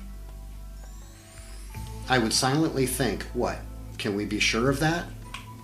Reason 38. There can be no doubt the elite are implanting the children with corrupt ideas. They propagate and insinuate war while the children is still growing. Thus it becomes more natural later in life. It is no surprise to see the dragon and skull mixed in with this poor child's cache of death-dealing plastic. This is what I came to stop, the misinterpretation of the Most High, and I give my life proudly exposing everything I can to make the world better and restore the power to the people for free. Why not? It is a noble deed. What else do we really have if we lose the earth and we don't know where our next home will be? People expect the afterlife to be some big happy festival where something invites you into a higher realm with rivers of warm honey and milk, streets of fine opaz gold, with gems and diadems running through the current of sweet water, cool to the touch, as compatible mates are all around you, basking in the warm glow of God. You can see how that can lull a person into a deeper sleep than they already are in. What is being described here is something you can have on earth. The real heaven is much, much more, only if you knew. Medical drugs are now, according to rehabilitation institutions, far worse than street drugs. This is not suggesting one should use street drugs, however. We should find it daunting that our organization formed to look after our health, actually the orchestrators of slow mental and physical arsenic death cycle. It is now known that Alzheimer's disease, the disease that makes the elderly forget their precious memories, is mainly accredited to the cocktail of drugs given them, prescribed by doctors, intentionally. These drugs contain high amounts of mercury, which melts the brain as chemical ether melts the soul away. Even the word retire tells a person to go back to sleep. Incredible. The chemicals in baby formula are mostly metals, exhausting the child's natural nutrients like enzymes, in which never develop again once they are depleted.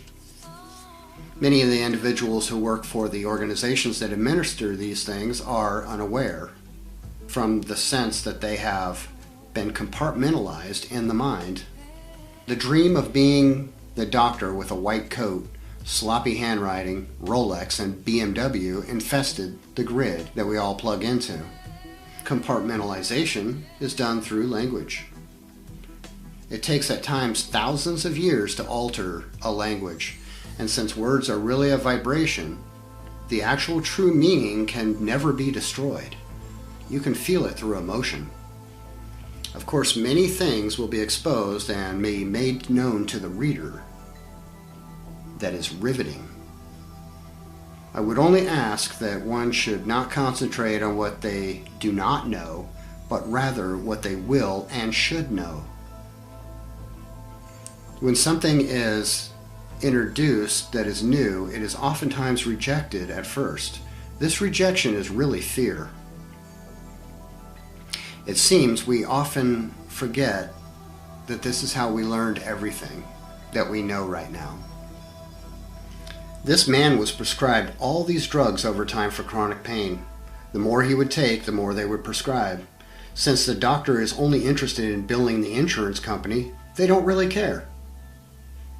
The medicines, in fact, caused the continuous pain. At first it was new, then you learned it and practiced it. And some things you even perfected. New always equals fear at first. Something like your first on-stage recital, especially if you had a speaking role. I will tell the reader now, nothing will be the same after you finish this book. It cannot be. The world itself will open for you, and you will be given back what we have unknowingly given up or lost, which is true choice. I will also say that what I offer is truth, nothing more. It is the person's own unique decision, after all, after it has been restored. Although the facts will be made clear beyond doubt, to ultimately believe and react to what surrounds you at every moment is your own individual responsibility. The system itself is comprised in a way to make the individual feel a dependency on it and a false love for it. This is what keeps an illusion solid. This becomes the key to determine whether or not you are prepared for ascension, ascent scion, during this lifetime, or whether you need to come around and loop again. So wasting no time at all, you may accompany us in a journey through the rabbit hole. Trust we know our way around, as true light does at times pass through the lower region of Hades, as a box is final residence for all foolish men, kings included. The Word. How this all came about, this thing we call the Matrix, was through a play on words. Language is the Microsoft Windows or Unix for the brain. The Bible says, "In the beginning was the Word." This did not mean the whole book, because it would have read, "In the beginning there was a book." But instead it refers to an actual word that can create things. This ability is referenced here in the first book, known as Genesis. Since we are in the image of the Creator, we can do smaller versions of the same thing depending on how well we understand the ability and how to use it. Although the need to create a new world or word is now at hand, the gap between creating multiple worlds and creating the things within worlds is vast. Thus, the original keepers of this knowledge used this ability to form many things after the first creation. We will call them secondary creations. These secondary creations were not created by the Most High, but created by the beings the Most High created. This is of value to remember how to distinguish one from the other. Through the real Kabbalah, that four-letter word and its many formulations were made known to a few men, and that gave the original man the ability to step on the level as baby creators. The word Kabbalah itself means oral resuscitation, which means that the true Kabbalah can only be given verbally due to the correct pronunciation of these words of power. It is never written. When this knowledge of such magnitude came to be known across the land, two more Kabbalahs were introduced. The first being the Abjad, the Arabic Kabbalah, and then came the Kabbalah of Canaan, or the Grimoires, of which the latter can easily be downloaded from the internet, while the former has remained hidden. Imagine how many people downloaded a copy of the most common Kabbalist grimoires when Madonna proclaimed that she was studying Kabbalah.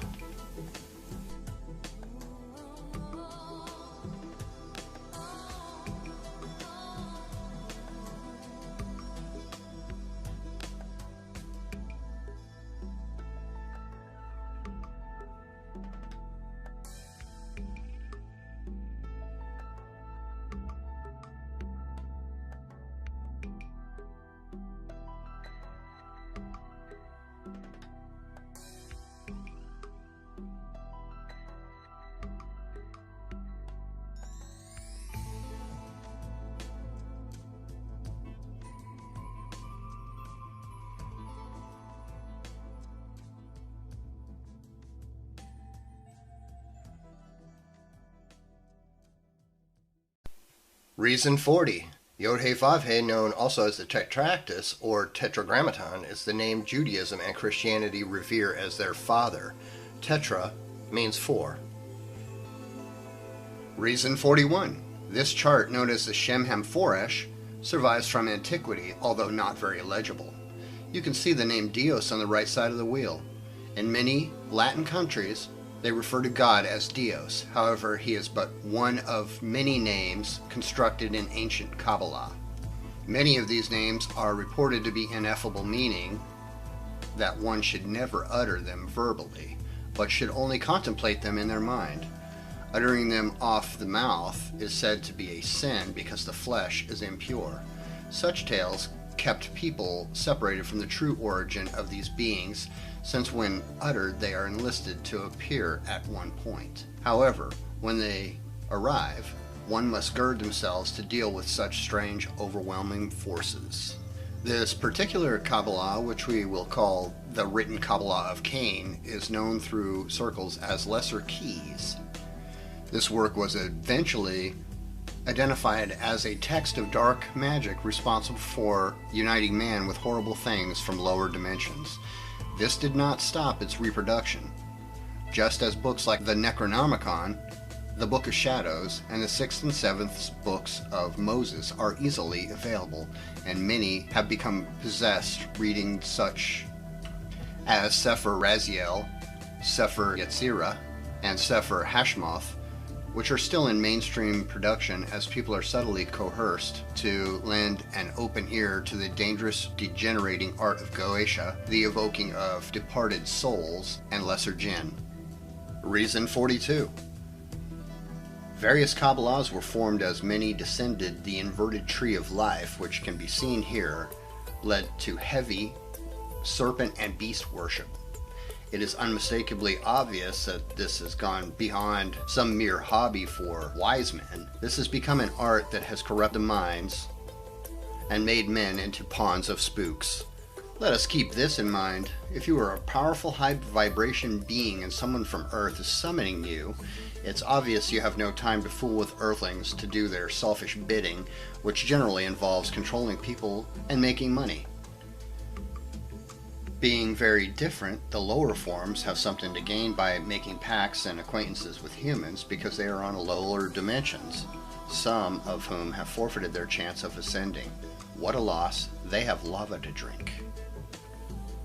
To sum up Kabbalah for the reader, I will give this explanation. The original oral Kabbalah consists of only one word that masters every spirit energy on this dimension. The entire body was put into formation to pronounce this word. The written Kabbalahs have been proven to a degree to teach the Magus how to control droves of elementals that can be bent to the will of the Magus. However, one should keep in mind that the use of these beings to gain advantage in everyday life rather than doing it naturally always spells trouble. It has been documented several times that these beings are very different from humans.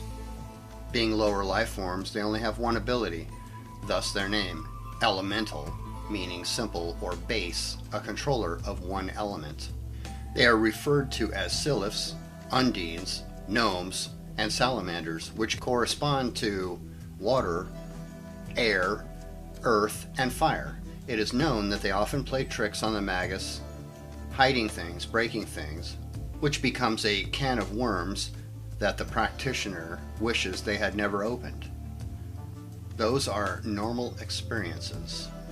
Deeper forms of this practice have led to haunting, unknown strangulations, and death, as the underworld will continue to entreat the Magus, driving him and her mad, especially in Goetia, where the departed souls drain the life force from anything alive in the vicinity when evoked, especially the Magus.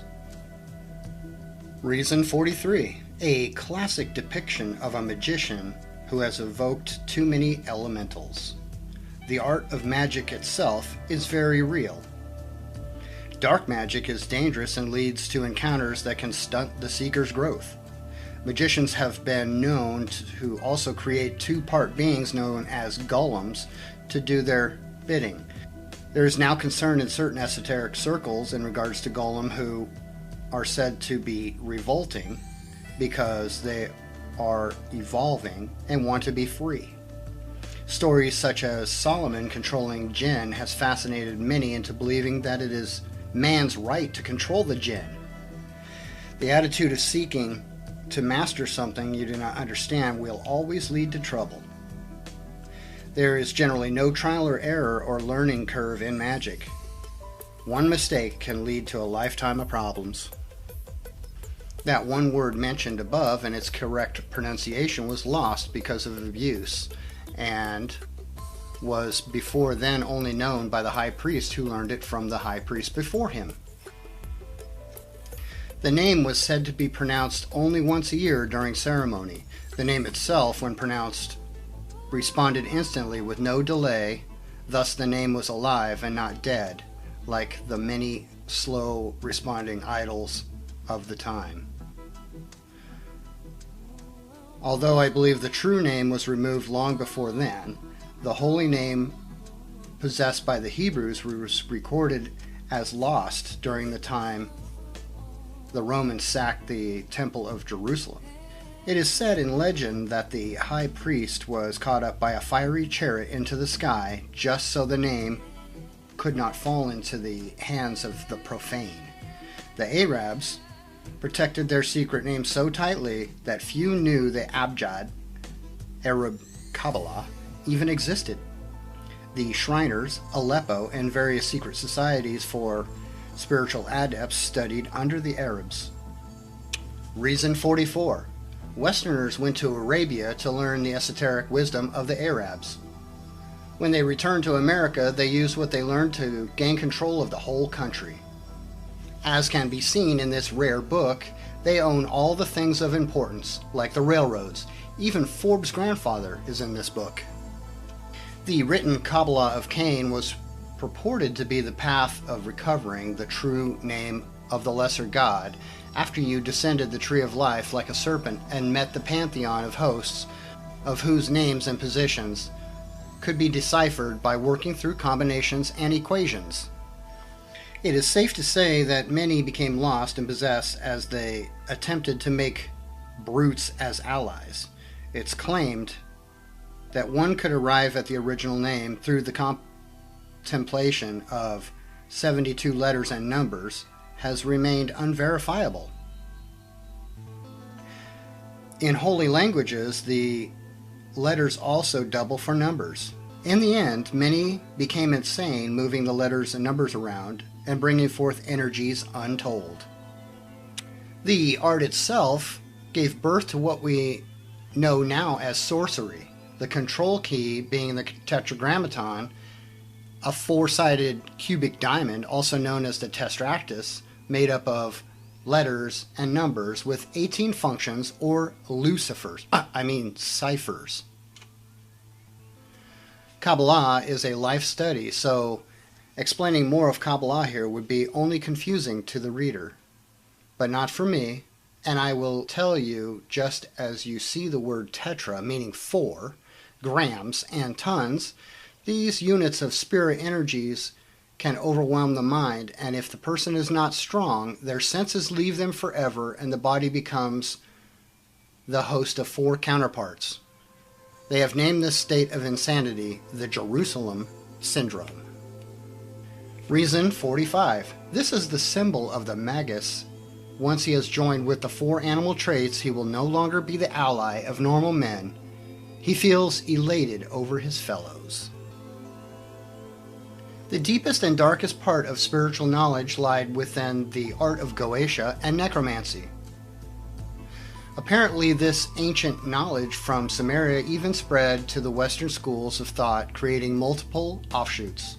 The Necronomicon, the Sumerian spellbook of Marduk, Ra, was the initiated doctrine of dark occults. Few initiates knew this. What I find even more interesting is Marduk had 3 main enemies. One was Tiamat. Tiamat was the old name for Earth. before Earth had its encounter with Nibiru, also called Planet X. One of its orbiting moons slammed into what is now Earth, but was then Tiamat. This indicates even more that a war took place in the past involving these invaders who had some issue with the planet we now call Earth. Even known powerful adepts like Eliphaz Levi, who many believe, along with himself, was the thrice-born Hermes Thoth, in his last incarnation, advised to stay away from Geotia. And this comes from a man who practiced all forms of dark magic. He purported that this was the worst and had extreme negative results that were far-reaching, extending into the spirit planes of past and future. Reason 46. This is the seal of the Necronomicon of Marduk, the sworn enemy of man. If you see it, head the other way. Necromancers are lower life forms looking to gain energy. They are distorted and not fully developed, thus they know not what they do, and have no guidance save their dark lord, who is blind in one eye. We shall use his body to stir the lake of fire. The sigil is a series of imperfect pentagrams meaning flawed. Necromancy as a game entered the U.S. through Parker Brothers and Milton Bradley, who were Illuminists themselves. First it came as the Ouija board, and then the game Seance. Once the organic portals, humans that sometimes have unknowingly formed pacts with spirits per game instructions, were open, it became something of a greater proportion. This was the knowledge of the ghost world, which was populated with lost, dismembered souls looking for answers, and various other two-dimensional spirits. These were those who had spent life in vain and thought death was the end. Many warners we sent to them, and they rejected them. As you notice in Christianity, they speak of the gospel, ghost, spell, and entreat the Holy Ghost. What business does the church have with these ghosts? Someone call the Ghostbusters. Again, the only one really responsible is the individual person. There is definitely a point of no return, and that point is reached at times within the first ceremony. If you could see the spirit world, which some already can, you will see that there are many watching and waiting for their opportunity to weave their way into your world. These days, many have already let them in. Look around your whole habitation and see how much evil is resident manifested in the form of skulls, guns, horror, harsh music, and killing games. All this carries energy, and in a certain point, it can overwhelm your atmosphere unknowingly if you don't keep balance. Why do you think media is stored on a magnetic disk? What do you think happens when these disks are stacked or even spun at high rates of speed? Negative magnetic information generates and emits a field of binary aura that fills large areas. Reason 47. Most never question why these games entered the US, who brought them there, and for what purpose. This dark art was made to look like fun, and was everything but that. All the tools were in the box to open a portal to the lower dimension, or your money back. Looking deeper, we find an ancient text explaining the final termination of the first round of early Earth gods that ruled mortals through oracles and pagan practices. Along with the captured gods, more than 8 million warring angels were carried all together to Makavishtu in hand. The Most High says, "We cast them into the unquenchable fire, where there was already more than 10 million who were in chaos and madness."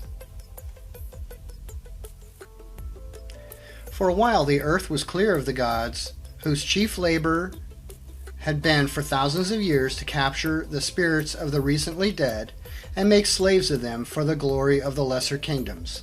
Their end was swift, just as one rises and falls in power. However, the cursed magicians invited them back into this realm once more, and the people, ever lacking in reason, welcomed them back by their abhorred actions and impurities to no extent.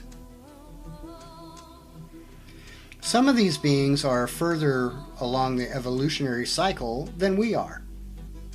Thus, they appear as gods to the primitive. The art of deifying or creating gods was perfected in Egypt. They discovered upon death that if a person knew the secrets of the soul, they would become like gods to the mortals, living on the dimensions below them.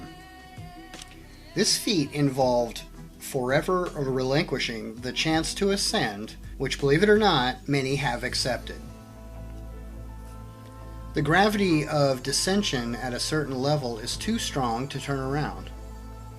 Notice grave and gravity are almost the same word, not to mention you go 6 feet down in an 8-sided box. The dimensional transport ritual still stands today in the Western world. If you notice in the Arab countries, the dead are buried immediately in a white sheet, no box, and facing to the east. Reason 8. The Saturnalian ritual of the 8-sided rectangular box ensured the departed soul was transported to their dimension or sealed. It exists today without the slightest notice, as people are unknowingly being boxed up and transported. As the scripture says, the day the dead will come out of their grave, because many are trapped there. We should ascend the moment we are released from the body. However, the disposal of our shell must be back in the dirt. From dust the body goes, so must it return. The God-making business set some men up to become lords of the underworld and its grotesque inhabitants. Egypt was first known as Chem, the descendants of the lost Atlantis, then Ogygia in esoteric circles, a name long forgotten. Also called Sidian by the mystics, where we get our English word city. Then Egypt by the commoner. Much later it was found out that the word Genesis actually was formulated from the words genes of Isis or generation of Isis. None of these are Hebrew terms. Even the word Bible comes from the word biblios, which is the place Isis set up to worship and mourn Osiris. Likewise, Ishtar did the same with Adonis long before the Holy Bible and King James ever thought of.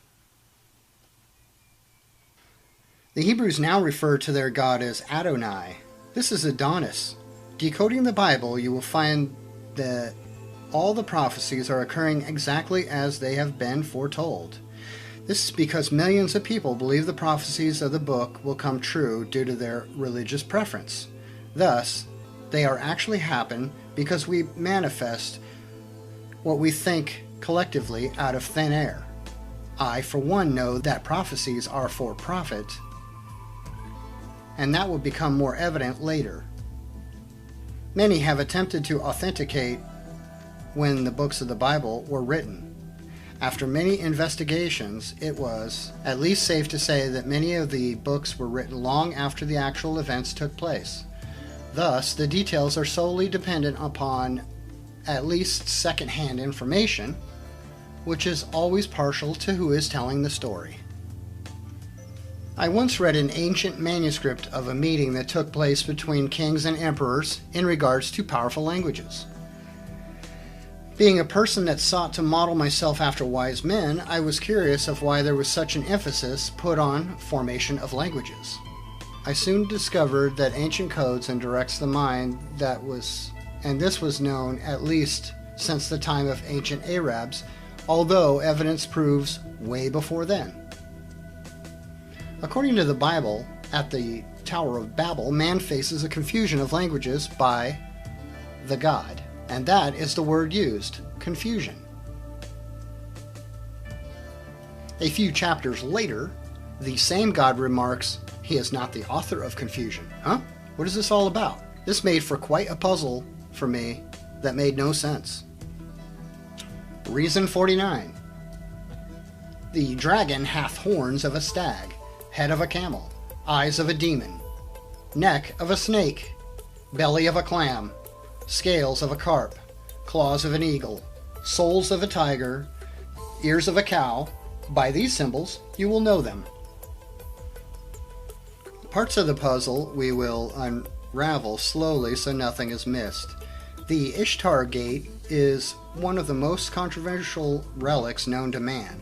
Just as the pyramids are gates, the Gate of Ishtar, also known as the Gates of Elu, were first located in Ur.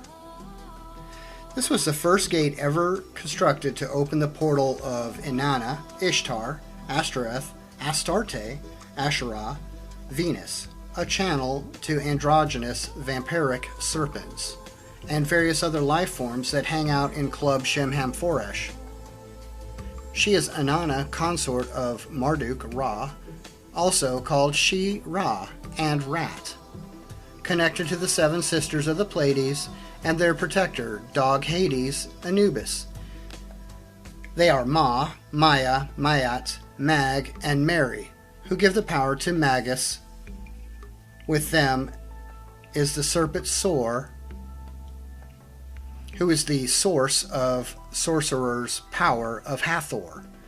This is the dragon, its first depiction, then called Susa, our abbreviation, USA, Land of Serpents, who guard the Sedona time portal to Siam. Their art is seduction, which brings out delusion and seduction.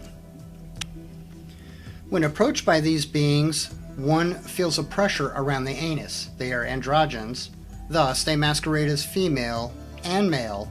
This is God S, Dragon Queen or Drag Queen. They falsely illuminate men to the wisdom of the serpent, thus eliminating them from the great race. This is the Gate of Elu. Many men have made Ishtar their consort and then have been betrayed, such as Sumerian Gilgamesh and Solomon. As the scripture says, Solomon went after Ashtoreth and sacrificed in the groves, and the high priest, after his wisdom, was not. This is the Bacchanalia, temple prostitutes, the cult of Yoni. They have connected with many of the daughters of the gods known as Fates, Furts, nymphs such as Morganus, Medusa the Gorgon, Persephone, Europa, Nemesis, Sothis or Sirius, Sekhmet, Saba, Sophia, Nephis, Nut, Kaddish. They have legions with them. They are succubi, draining vigor from their captors. Many of the overambitious, power-hungered fool has wandered down the path of false illumination, and few have returned. In ancient times, these men would war against each other to find favor with Ishtar, then erect a high place in her name to serve as a gate or a portal. This is the key to know, because you see them everywhere. Reason 50. The gates of Ishtar, the main reason we went to Baghdad above the oil. Whoever controls the main gate controls all subsequent gates. Those on the ground in Baghdad said the first thing they went for was the museum, with a team of individuals that looked like they stepped out of a James Bond film. They were definitely looking for something, some type of artifact or relic. Another use of ziggurats, like the Tower of Babel seen in Reason 10, were the arks, in which several were constructed through various times to escape floods. People of the time seem to always have foreknowledge of these floods, whether this was through the adepts or by records left by previous civilizations. As said before, the ziggurats have various uses. Our current world leaders have all the information in regards to not only future floods, but also which land masses will submerge as the world adjusts to the shift. They will give none of this information to the common people, and it seldom leaks out. Instead, they continue to extend the underground caverns for themselves, building space cities, terraforming other planets, securing their future. The new Tower of Babel in Dubai, Marduk Ra finally accomplished what he set out to do, which was to build the tallest building in the world. Through ancient geology, we learned that many of the regions are now deserts, where actually oceans before, and you're looking at the sandy bottom of them. Reason 51. Many indigenous tribes left several warnings about the Earth's flood cycles. They also had higher consciousness to astral travel to places before these things occurred. The elite are expanding their underground domain with the preparation of future cataclysms. These machines burrow 3 miles per day and pave the wall behind them at the same time. Inner Earth cities are beautiful. Reason 52. The new Tower of Babel, the tallest building in the world, built by the construction company Wafi, which means one is loyal to the pharaoh. That pharaoh is Ramses, who was the earthly vessel for Ra. Keep in mind these spirit energies are immortal and they incarnate into willing vessels who are connected by bloodline. In the last Olympics, the Chinese government showed their alignment with the plan of the New World Order as they danced around the tower. This is why many of the Chinese people protested, unfortunately, to no avail. What the world leaders have done, however, is revealed their true identity. This is priceless for the guided, truly only a big answer in a world full of questions. Language allows us to communicate and express ourselves, embedding itself into the framework of our mind or mental matrix. When the words we use are manipulated by the developer of the language, it is possible for us to think and feel like we are saying one thing, but in all actuality we are saying another thing. But in all actuality we are saying another, which would change the outcome of our intended desire. The most damaging thing about languages of today is they are not only backwards, as the word indicates, but they are also heavily laden with the names of various deities from our past fetish with pantheism. It is now evident that many of the words with certain vibrations pull energy while others restore energy. This was shown through water crystals. Our body, being 70% water, is extremely sensitive to vibration. Thought is also vibration, and this is how thought forms are created and given life. It is apparent that in the history of man and woman, there has been lots of meddling with negative energies, which can be seen within our warlike nature and bloodthirsty history. The development of weapons began the downward spiral. This art was blamed on fallen angel Tubal-Cain, the Kenite goat god, who in legend taught man how to fashion the first sword from a plowshare. From that point, man looked for anything to make a better weapon to pummel and plunder his brother. The discovery of gunpowder and various other explosives by alchemists produce a fatal time of misuse of energy that continues more now than ever. It is also morphed into genetics. Everything is alive, so imagine what radiation's character is. Our kind have been fascinated with force, not energy and ability, which is entirely different. It can be looked at this way. Some things are passive, like steel. We can fashion into a plow, till the soil, bring abundant food, or we can make it into a gun. This is my definition of passive energy. When you have things like mercury and radiation that have no nurturing assimilations for human beings, they are what I call force. Their use is generally to deteriorate anything they come in contact with. When asking about various fuels, that are used for food for different energies and spirits, I learned that first it was plasma the lower vibration beings fed on. The wars were fought with swords, and the blood was up to the bridle.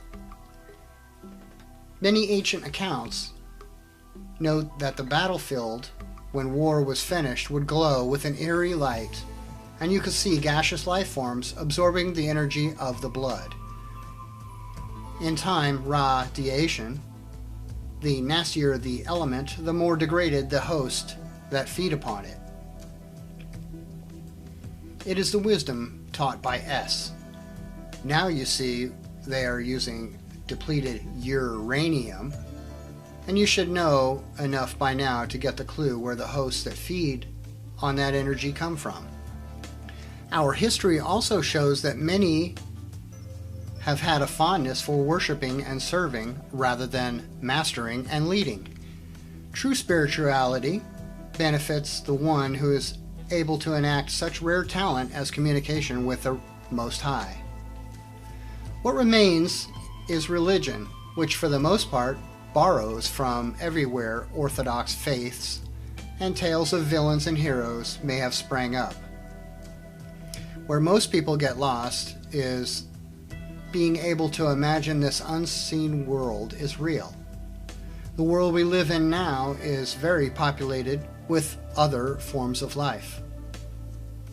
In history, these beings were given names in which many people, especially those that speak languages of the Latin Vulgate, evoke every day. As the wise men always knew, behind your words lies a certain force depending on how serious you take it. If you only speak idly, there are those who take that as an opportunity to release you of your power and use it at their advantage. They understand how it works. Of course, the biggest move is to detach you from belief that such things could be possible. The names used for these entities have survived without the slightest bit of notice by the average person, until now. The one that controls the tongue is on the path to controlling their thought, and not before then. Reading a book from the 1800s in regards to making spiritual contact will shine light on just how lost and off track many have been. This book proposed that you must wait for the new moon, burn some wheat, make sure you face the west, wait for a certain star to appear, look up to the heavens, and say this prayer while gripping firmly the throat of a frog. The prayer itself, the combination of holy names, some I recognize to be in direct conflict with each other. I thought to myself then, surely if one must do all this to contact the Most High, then maybe we are lost. Of course, one does not have to do all of what was described to make contact, but let us not believe someone has not tried this recipe of foolishness and reaped the results. In addition, when the unseen negative forces perceive that one will go to extremely barbaric lengths to make contact, they normally lead the person into a whole host of rituals which tend to involve sacrifice and blood. Thus they never meet the Most High and are headed in the direction of a place foreign to anything made of flesh, with no light to guide their steps. We are now living in a time that is almost necessary for the religious system to reboot due to the amount of legends, myths, and fables that have been all rolled up under the subject of spiritual ascension. This book, to me, was the final effort to get a rope around all the belief systems as they continue to merge, becoming more and more difficult to weed through and track the origins of. I'm sure that if something was not done now, future generations would have a difficult time telling truth from falsehood if this is allowed to continue. This book is a key underground tool for understanding what happens in the near future and getting through it. History books continue to be revised as more incorrect information is added. If you notice the Mind Hive framework. Wikipedia, now #1 portal for information, constantly updates their data, and they are owned and operated by the elite. I've witnessed various alternations to certain subjects which take a person completely off the mark of truth of the topics of high importance. Once we move further, I will state again that I'm not at all in the advocate of Christianity, but it is now a fact that Catholic and Christian religions have restarted a much older design and have introduced it into the world under new packaging.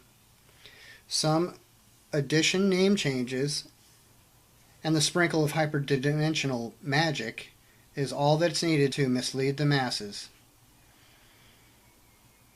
This makes it of value to dissect certain things that we know about religion in order to fully perceive what is really going on today. You should keep in mind that the amount of followers dedicated to each belief system, thus the direction of energy, how it flows about the world you currently live in. Although you may have opened your mind to research for whether or not there is no truth out there, many refuse to read anything related to the subject of spirituality. Another portion will not read anything else unless it is the Bible, Quran, or the particular book of their faith, such as the Book of Mormon. In fact, these religions teach that one should not read anything else lest they become led astray, or should they say, led to the real truth. One is looked at as a devil when asking too many questions, and they are often rebuked. There are others who get lost in the complex disinformation produced in the works such as Liber 777 and various other novels that claim to be references on the meaning of esoteric knowledge and its symbols, etc. Besides avoiding fall asleep while reading these tales, one is sure to get a feeling they are following someone who has no eyes, guide dog, or cane. They bring about a whole new meaning to lost. That, of course, is for the confused wishing to be witches. The illumined knows things entirely different. It is nothing like exhausting sagas and ceremonies of the witches. Direct and constant contact is necessary, and thus I will reveal how it is accomplished. The 8-pointed star is that of Ilu. To the Illuminati, this also signifies all 8-legged insects, such as spiders who weave webs. At the entrance of the Bohemian Grove, where rituals take place, it says, "Spiders, weave not your webs here," indicating they cannot use magic on brothers. However, the masses they prey on. The star is also used in their evocation and transportation to Venus and various other locations.